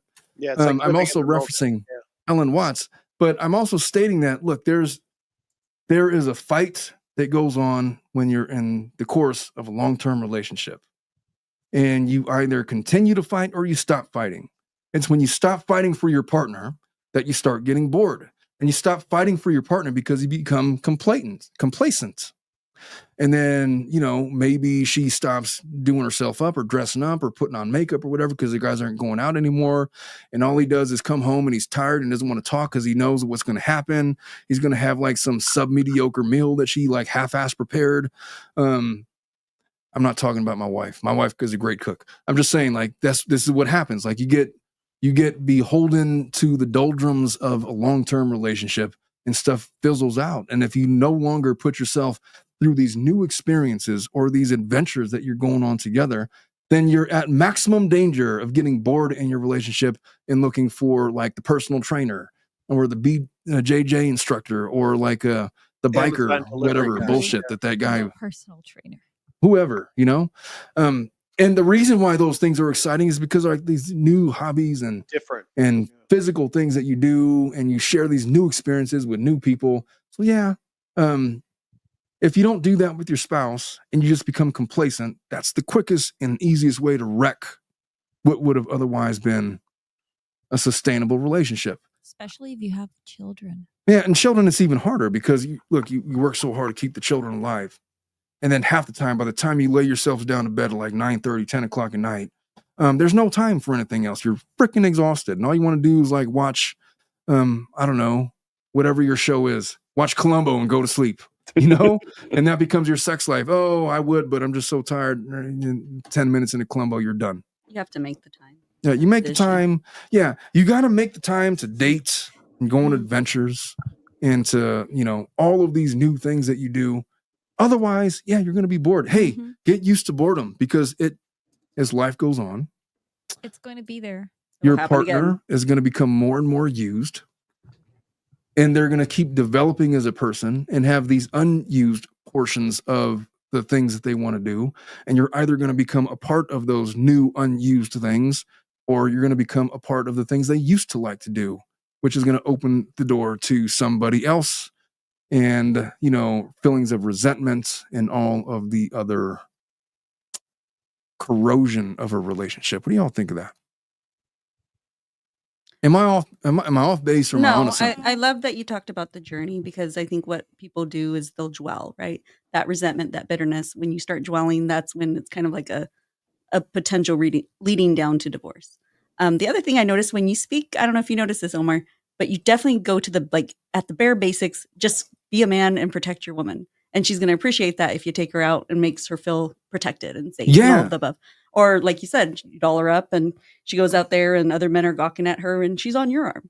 And so that's kind of at the very basic level of like fight or flight, right? Like, Yep. I get it. I'm hearing that through a lot of the things you say. You hear a lot of fight or flight issues. Well, for sure. Like some people, their love language is like different things. Mhm. I mean, I don't know what mine is, but I don't even know how to talk to my wife. Like I know how to talk to her, but like I don't know like the right things to say. Oftentimes I don't say the right things. Oftentimes I could be abrasive. My personality could be abrasive. I could be, I'm 44 years old. I know what I like and I know what I don't. Mm-hmm. But at the bare minimum, she always knows that she's okay with me. She's always safe with me. And I always feel like the most secure with her when we're out and about and I get the opportunity to protect her. It makes me feel more like her husband and more like she's my wife, in recognition that we're like this thing. Reaffirms. And I'm trying to like protect and nurture and all that kind of stuff, right? Makes sense. And in the same token, women are looking at you. So she's got to feel good that she's on your arm too, right? That you're together. Just like men are looking at her, and that makes you feel good and you're protecting her. I mean, that's a good situation because you're both out there enjoying yourselves, trying to find new things, try new things, whatever, right? Yeah. Well, she got mad at me when I said I don't know when I said like a week or two ago, I told her like, I said, she's not a trophy wife. I was like, you're not a trophy wife. She's like, what do you mean I'm not a trophy wife? It's like, well, my definition of trophy wife is like, that's all you're good for. Like you're a good looking lady. That was a Plaid story. That was a Plaid story. Yeah. That's exactly where it came from. They started talking about it. It's like, you're not a trophy. And she got offended by that. It's like, okay, you want to be a trophy wife then? Fine. How about that? We'll go out, you can be the trophy, but just, I value you more than the trophiness of it all. It's not hollow inside. Sometimes it's delivery. That's the issue. Well, I'm not the best deliverer. You're not a trophy wife. You're better than that, babe. Yeah, I'm really abrasive. I'm like really just upfront with that kind of stuff, and just shit comes out. I blurt stuff out, but I mean well. But the one thing I've always been able to do well is to be the protector. That is my love language. That's how I express my affections is by protecting. And the same with like my friends, like with when Laura Knighty was going through her thing and all that kind of stuff. Yeah. All of them. And so Brad included, I would do the same for Brad. I would do the same for Rob. I'd do the same for Schnitzel and all of them. And so, anyway, what do you got to say to all of that, Melissa? What do you think about this discussion and where it's going, the direction? Well, I've had so many spectrums of marriage in my life because I have my grandparents that have been married for 60 years. I have my parents who went through a divorce when I was 25. I have my aunt who got divorced when her youngest, I think she was 5. She has 3 kids. She saw the very first flag. She's like, I'm out. And then I have my other aunt who's still married because of her daughter, and that marriage is not going really well because I live with them. So yeah, I saw the insides. So aside from everything, what I get is like, you're always going to be bored. That's not going to go away. Like that's always like it's not going to go away. It will come back. You may distract it. You may seem as you don't look, let's look the other way, but it's going to come. It's going to come because life, unfortunately, is monotonous. I think that's the word. Monotonous. Yeah, exactly. There's always a routine. There's always something you have to do. There's work that you have to go to bed. You have to shower yourself. You have to eat. You have to do stuff.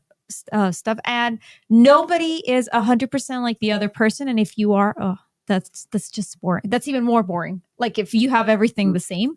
Oh, it's usually opposites attract. Is what I've seen. It's better because you're going to see a different perspective from that person. Then he's going to see something different from you. So for example, my husband is completely different from me. Even in skin tone. And he says that's one of the things he mostly likes about me. Is that your white? Mm-hmm. Okay. Wait, You and I are like the same skin. Like I'm. People Well, have a type. I think you might be whiter than I. Melissa, you call Omar a gringo and you're white? She's like No, no, no, completely no. pale Fair skin. skin. Wait, yes, I forgot that. Yeah, I forgot that, that's the way you say it. Yeah, Fair exactly. skin. Yeah, I'm not white. Like straight up porcelain. Yes, she does have porcelain skin. I agree. No, it's not a bad thing. It's a good thing. That's a compliment. When I was younger, my grandpa used to call me Rana Platanera, and that's a little frog. You guys can Google it. She's really, really I know what a frog is. really pale. I'm not gonna Google a frog. But yeah, but he's completely different from me. Oh my god, he's like so calm, so chill. He screams. He's zero dramatic, and I'm like completely the opposite. Like when I just burst. When you speak in Spanish, that's when I hear that Yeah. little fire going on in you. Omar says I have a pterodactyl voice. Yeah, when she gets really mad, she sounds like a bird. Yeah. Like, Jesus, Melissa, could you just? You know what? I need aspirin. I need an Advil. When I used to be very mad, he would be here in the office. He would not come out, and then when he saw that I was like, he was like, "What happened?" Or I'll hear her screaming out in the other room, and she's like, "Wah, wah, wah." I was like, "What did your husband do? That poor man. Leave him alone." So yeah, boredom is gonna be there forever. Like it's really not gonna go away. So you just have to learn to live with it and just pick things to make your relationship more exciting. Yeah. Period. That's it. That's the only thing you can do because you're not going to be able to go on trips forever. You're not going to be able to go on date nights forever. And- You're not going to be able to do a lot of things forever because you get tired, you're bored. Like a lot of things happen. It might break up the monotony, but you're going to go back home. Same And, thing. and keep Always. in mind, it doesn't have to be like, hey, let's do dancing, let's do this. You find something, anything, right? It doesn't have to be something. Freaking pinochle Right. or something. Go like do curling. Go Color me do- mine. Go bowling. Buy Curling's a fun. bottle actually. Go of paint wine. stuff. But yeah, there's a Wine lot tasting. of stuff. Yeah, to Mhm. just Sip go and paint. try together, right? And then just enjoy the moment. Then you have that to joke and laugh about too. You know, all that kind of builds on the relationship and Right. it gives you those experiences that bond you, right? They Mhm. bond you together because those are memories that you're going to look upon later in life too. But that's part of it too. When you get to a point where you start feeling bored, the other person might not be feeling the same way you do. So that's where communication comes in.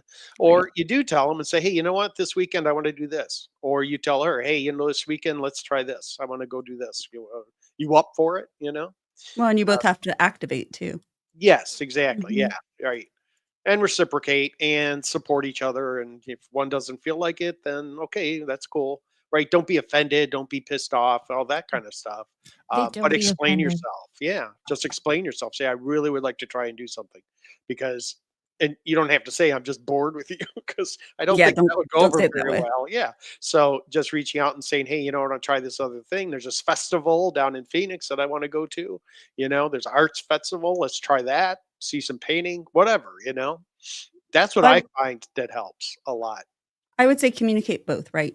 So it's one thing to say, hey, I want to go to arts festival, I want to start Right. painting, whatever it is. That might not be the signal to the other person. It's like, I'm bored as hell, I want out. Yeah. So, yeah, Exactly. you Right. have I to hear you. deliver the, Elaborate you know, I better. feel like Yeah. The sometimes, delivery. Yeah. yeah, sometimes I feel like we just kind of do the same things over and over. Hmm. And that makes me feel like what I would say, that would makes me feel like you're not hearing me. And when I'd like to go out, whatever it is, I want to start wine tasting Right. Temecula. By the then way, I wine want you to tasting take is me. bullshit, man. Oh, Like, it's so much fun. No. it's like- Why bullshit? You get It's so Okay. much drunk and fun. you Can I taste it right. Could I explain? We jumped on him on that one. I heard about that. She's in the wine club. Yeah. Back in Europa Winery. Oh, no, that I'm wine in a club wine thing, club that's too. I expensive. went to that one. That's why you think it's like that, because it's expensive. I at the wine can't tell the clubs. fucking difference.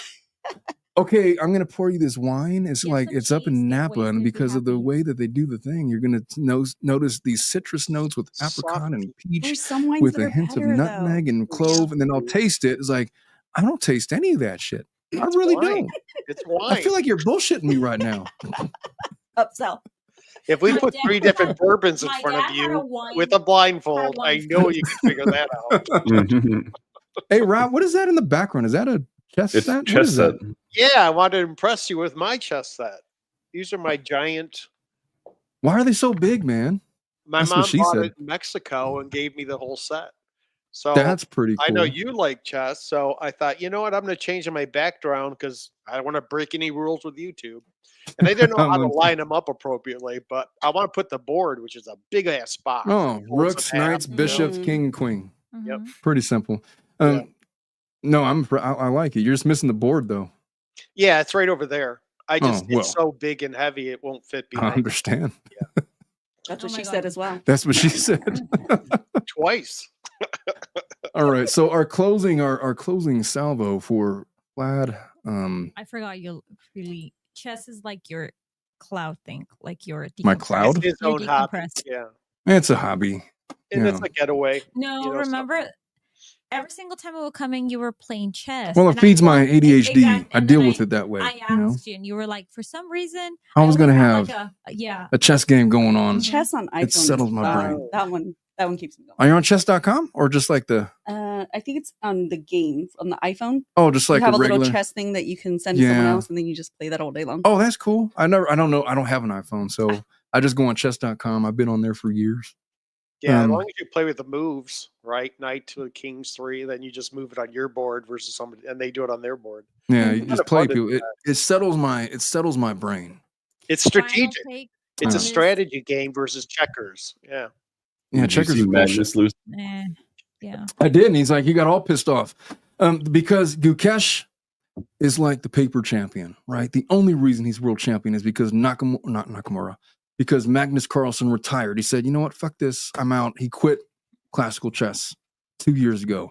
And then they had the candidates tournament. Gukesh ends up challenging the reigning world champion, Ding Liren. And the only reason Liren was the world champion was because Carlsen retired. And so he got to play, and then whatever. I forgot who he beat. He beat Nepo. He beat Nepo. That's who he beat. And so Gukesh is now the reigning world champion, but he's still like 40 points lower than Magnus Carlsen in rating. And so he wanted to make a statement and beat his ass over a game of classical. And he had the position. He just could never get over. He ended up with the losing position. He was trying to make a draw and he couldn't do it. And like he got pissed off. He lost the game because he made a miscalculation, and he slams his fist on the thing and he's like, ugh, and and now he's saying, you know what, fuck this. I want to retire forever. I don't believe that for a second, by the way. I think he's going to come back. I think he's going to challenge for the world title. I think his ego is a little bit damaged. I think he's coming back strong in about a year. We'll see. Yeah. That's my chess rant. Let's move on. How about this? Did you see the Queen's Gambit? Did you see the Queen's Gambit? That Isn't was that great? good. Yeah. Oh, With Anna Taylor-Joy. I enjoy fake chess. That I have to admit was the first time I learned about when you should or shouldn't move the queen. Well, they basically. Sometimes I'd come out with the queen right away, and When should you move the queen? That I do not know specifically, but I do know that you don't move her right away from the outside. yeah. You keep Unless it for a while. unless it's a good Unless you can idea. check. Yeah, unless you're in a charge mode, right? Well, unless there's like an obvious Yeah. destructive maneuver. But yeah, generally going to develop. Never, what am I doing? Do we have a final one? Yes, we do. I've been trying to get it, but I'm distracted by chess because I knew exactly how to derail him. the last one is just a question. And this person says, how important is sex for you in relationships? Does it play a major role? Could you imagine being in a relationship with a partner with whom you aren't that sexually attracted or compatible with? Do you imagine having sex a lot in your head? How does it play a role in your SE? What the hell is SE? How does sex play a role in your performance? Oh, how does sex play a role in your performance? How does that even make sense? Is sex important for relationships? Yes. Absolutely. I think you all should tackle that before I do. Yes. It's important in consideration of, is your partner lame for a reason? Is No. Let's Giver. focus- Is your partner a giver? Let's focus Mhm. on the question. What was the question? Is sex important in a relationship? Okay, then that's a yes and no answer. Yes. My answer is yes. See how good she's learned. Quick. That is a Yes. yes and no. Okay. Why is it important? It's part. It's not Bonding. the whole. It's not the whole, but it's part of Okay. a, Puts us of a together, relation. puts A us very together. important part.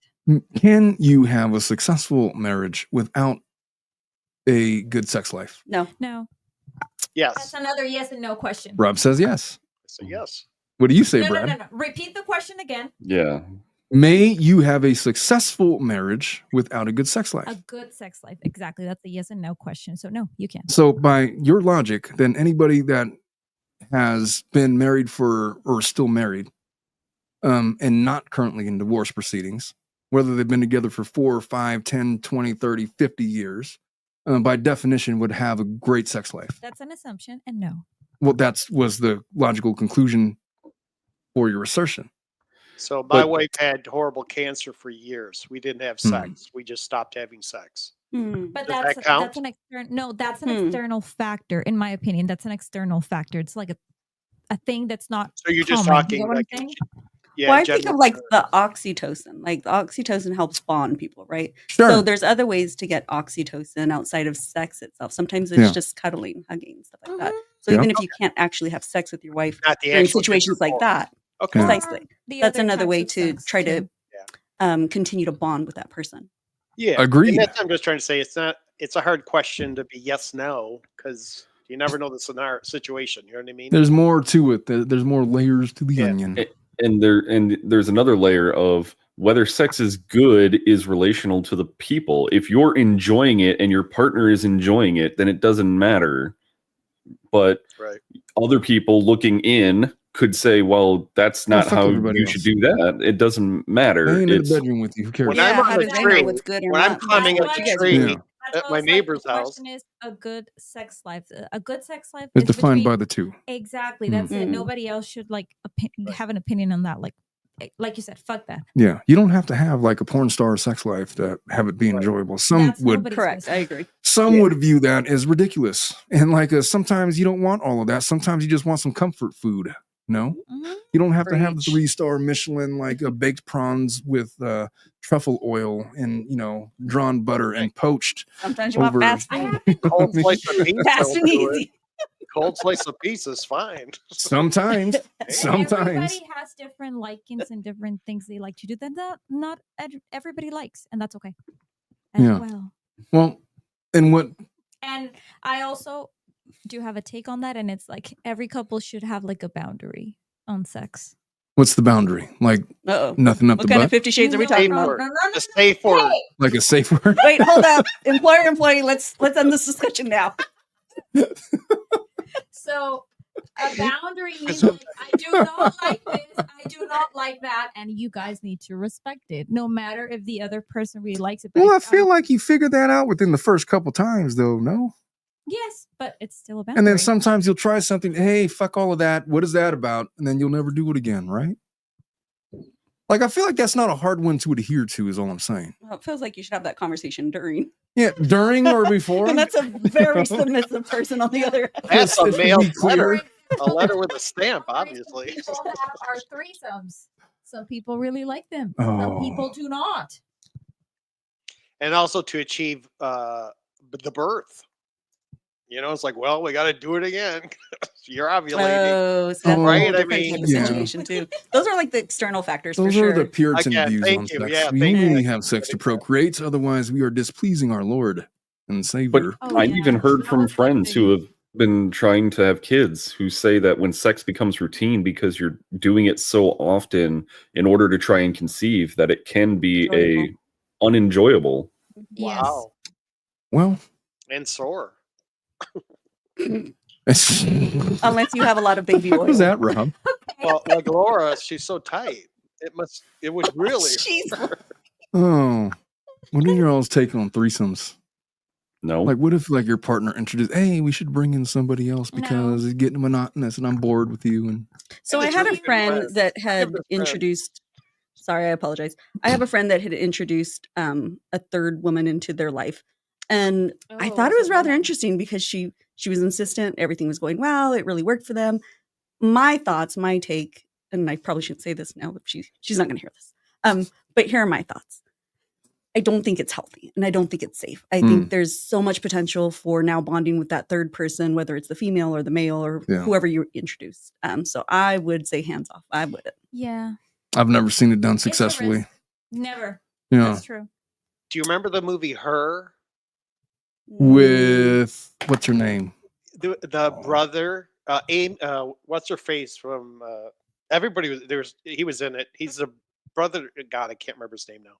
Douglas, they're all brothers. He fell in love with this new iOS system on his phone. Oh, And yes. he coordinated the lady to come in, right? And he could hear her voice. And she thought that he would be pleased by that by giving him something physical, right? Mm. He I don't got think married. I've ever seen that He one. got Oh, it was he Oscar fell in love with nominated. Siri. Was that Mhm. Joaquin Phoenix? No, His no. brother. His brother. Yeah, Joaquin. Yeah. Joaquin. His Joaquin brother the is dead. Joker?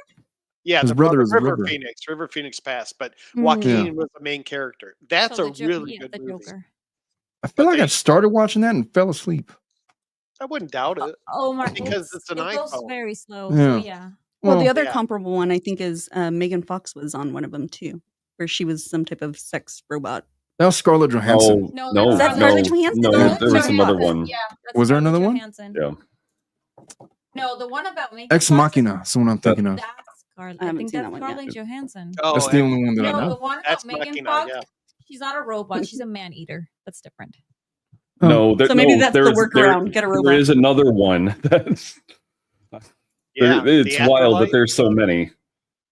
I think that the longer that you're in a relationship, I think the older that you get, I think that the more experience that you have, the less concerned you are about the performance of sex, because that's stupid.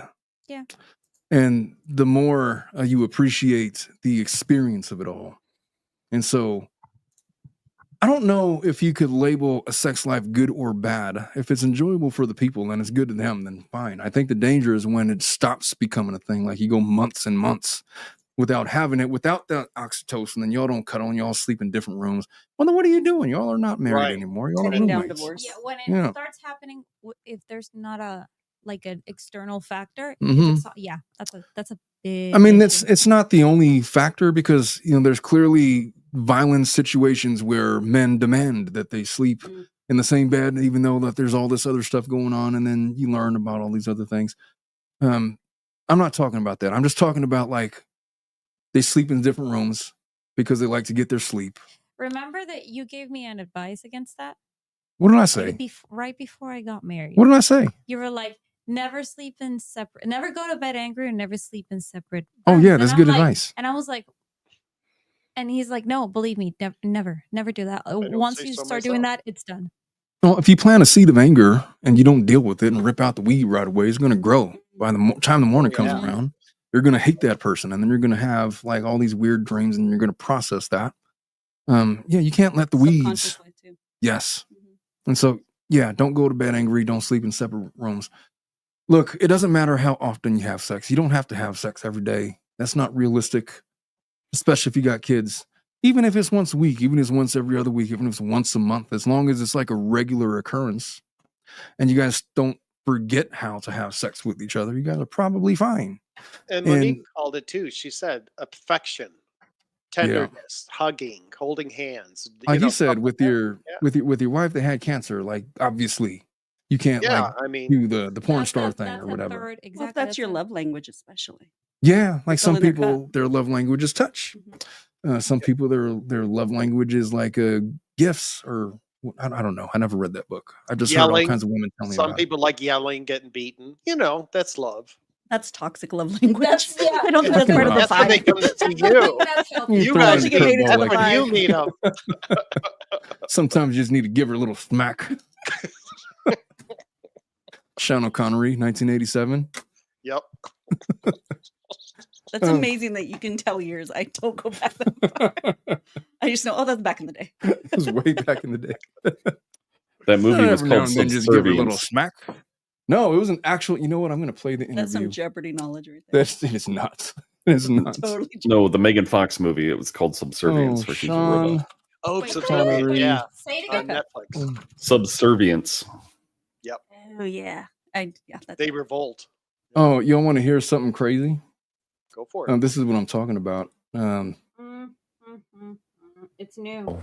with men than women. Years ago, you did an interview, which may come back to haunt you. You know what I'm going to say, right? No? Okay. You did an interview in which you said, not the worst thing to slap a woman now and then. As I remember, you said you don't do it with a clenched fist. It's better to do it with an open hand. Yeah. Remember that? Yeah. Yeah. And I I love that. haven't changed my opinion. You haven't. No, Damn. not at all. You think it's good to slap a woman? No, I don't think it's good. I don't think it's bad? I don't think it's that bad. I think that it depends entirely on the circumstances and if it merits it. Yeah. What would merit it? Well, if you have tried everything else, and women are pretty good at this, they can't leave it alone. They don't want to have the last word, and you give them the last word, but they're not happy with the last word. They want to say it again, and get into a really provocative situation. Then I think it's absolutely right. To give her a good slap. Yeah, absolutely. He's talking to That a was woman. he's talking to talking to a Barbara woman. Walters. He's talking to a legendary woman. Right. Anyway, I don't I wonder condone if he slapping slapped women. her No. after. Do not slap women. That's Disagree not. wholeheartedly. Do not. My Um, God. That was You've what- advanced beyond that. that was a while reminded ago me- too. And vice versa. Again, Oh, don't, yes. women don't No. slap your man. You don't have the right. Do not slap man. Keep your hands to Or yourself. children. Or Keep children. your hands or children. Yeah. Keep your hands to yourself. Yeah, Unless I- That's asked. a basic rule. Yeah, if you have to beat anybody, Brad. beat yourself off. We're trying to spice up the love. Brad says, "Hey, I like to get slapped. Slap me." I didn't say that. Safe word. You're inferring that. Say your Ooh safe word. baby, ooh baby, ooh baby, ooh. Brad's safe word is broccoli. Broccoli. I'm sorry. Mine's Haze super reminded me of when I did califragilisticexpialidocious. what is it called? Pre-Cana course to get married, and it was an entire day course of when different couples from the church used to cover different topics like sex, love, families, money, etc., etc. Oh my God, every single couple, all of them were in their 50s and above. Chanel They were Moulton like- says, "Only slap butts." I agree. Butt slapping Agreed. is Oh my okay. God. My husband Don't would agree slap. with that too, but anyway. Please. Like, And make it sting. Do it right. not Do that. it right now. What? What did we say? If you're gonna slap a butt, you have to make it sting. If Oh, not, don't even yeah. try. Oh, Yeah. Mm, I didn't say it. Monique said that. I think you slipped me that note earlier. Monique, I want you to say this at the end. Okay. I don't Safe condone word, slapping Monique. women. I don't Safe condone the word. Sean Connery way of 1987, 38 years ago thinking. No. No, we've evolved. Use your words. But yeah, all those couples had gone through domestic violence. Oh, in the Like, 80s? Oh, for sure. I only hit her once, but then I found God, and then God and Oh, Amber Heard, they I didn't all- punch you. I slapped you. Mm. Why don't you grow, Perry, little bitch? And then, we all know about that trial. Yep. Mhm. Anyway, I think the conclusion to this one is, yeah, sex is important, just not, different for every couple. It's important. Right. It's not the most important thing. Yeah, you have to be realistic with it. Health considerations, obviously, the older that you get, I'm sure. Medical maladies and whatnot. Mm. And please don't protect yourself and don't get your wife sick with anything, because that's a thing too. Well, that's when you go after the 20-year-old and you're the HR one. So you don't have to deal with those problems. Oh, don't give your partner an STD. No. Mm-mm. That should be Hard no. Well, she got it from her. That's her fault. I mean, Then it's what? She lied? oh, she lied. Mm. Yeah, folks. It's important. It's important. But context is important. Have grace for your partner. If you got like 2 kids and they're like 2 and 3, and you're at work all day and she's at home with them all day, like raising them, keeping them alive, cooking for them, dealing with their temper tantrums and dealing with their crying and dealing with all the other stuff With potty that you don't have to training. see. Don't be Bullshit. surprised and don't hold it against your wife when she ain't in the mood, man. Wasn't Kinda it par Plaid for the last course. week? The lady who was in the robe with spilled dried soup stuff. Oh, She was covered. that was when I had the opinion where I thought that lady was probably going through some measure of domestic violence. The way that the guy was talking, I tracked that one. And Yeah. again, I don't know if I'm right on that. It just felt like she was an abused woman, the way that she was being Yeah. described and the way the guy was talking about her. Right. Because he was doing all the writing, right? It was his article, right? He Yeah, wrote and he just came off like a total dick it. about He's the whole thing. perfect. Is Yeah. that the ballerina farm? No, Is there a ballerina farm? What is that? the ballerina farm case. Is it that one? No, what the fuck is that? That's an article about she was she went to Juilliard in New York. Yeah. She was going to be like this famous ballerina. And then when she was in Juilliard, she met this guy. He was the son of the owner of JetBlue Airlines. So jeez. exactly. And he started to pursue her. They're both from Utah. And I know. And then she's like, you know what? I'm not interested. And she kept like blowing him off. The obsession came up to the point that he found that she was taking a JetBlue flight back home to visit her family. He bought the seat right next to her. So she could not escape from him. Like, and then she convinced her and they started going out. She got a napkin. She got a napkin from the lady in front of her. Oh, jeez. I believe. And that's fine. They started dating. Okay. And then a year after, she was still in Juilliard, and he's like, you know what? I want to move to back to Utah to a farm. I want to get a farm, and then I want to raise our children and stuff like that. And she's like, okay, that's fine. I do want that too, but I want you to wait till I'm done. Mm-hmm. He's like, nope, we have to do it now. He made her drop out of school because, of course, her family was super conservative and also had a play in that. They moved abroad. They moved cross country back to Utah. They got like this gigantic farm. She has 7 kids or 8. Goodness. Wow. Yeah. And she doesn't have a nanny. She doesn't have anybody to help her because this guy does not believe in that.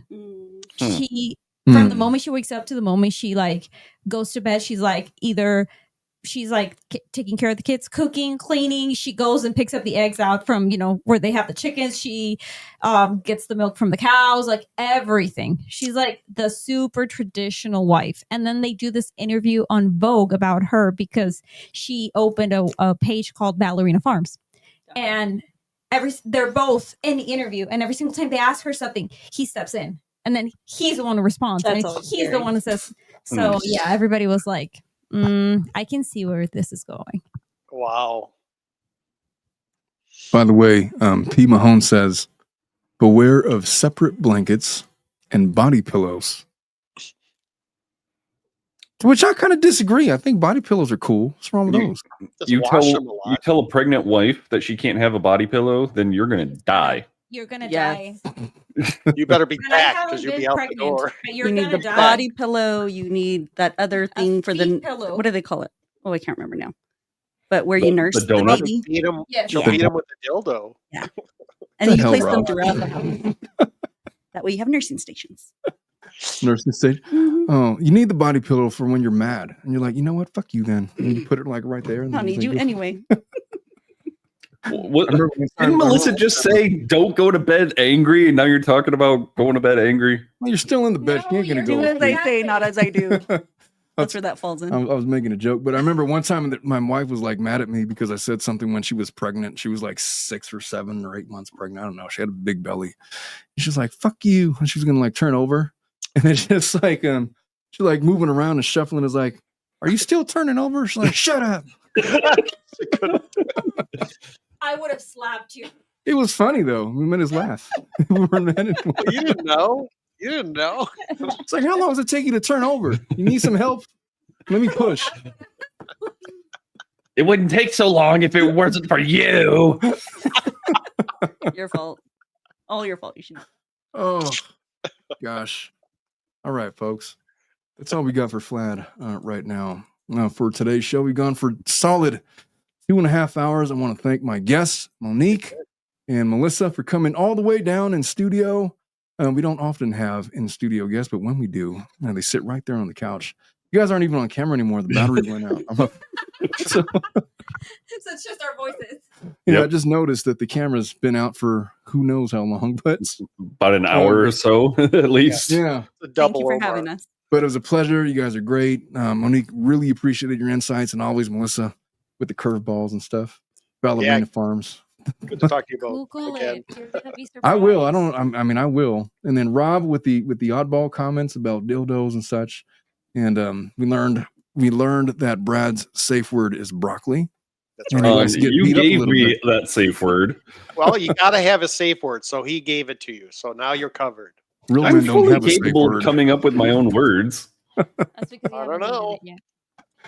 All right, folks. I love you all. Have a wonderful weekend. We will see you Thank guys you. next time. Take care. Bye. Bye-bye. Bye.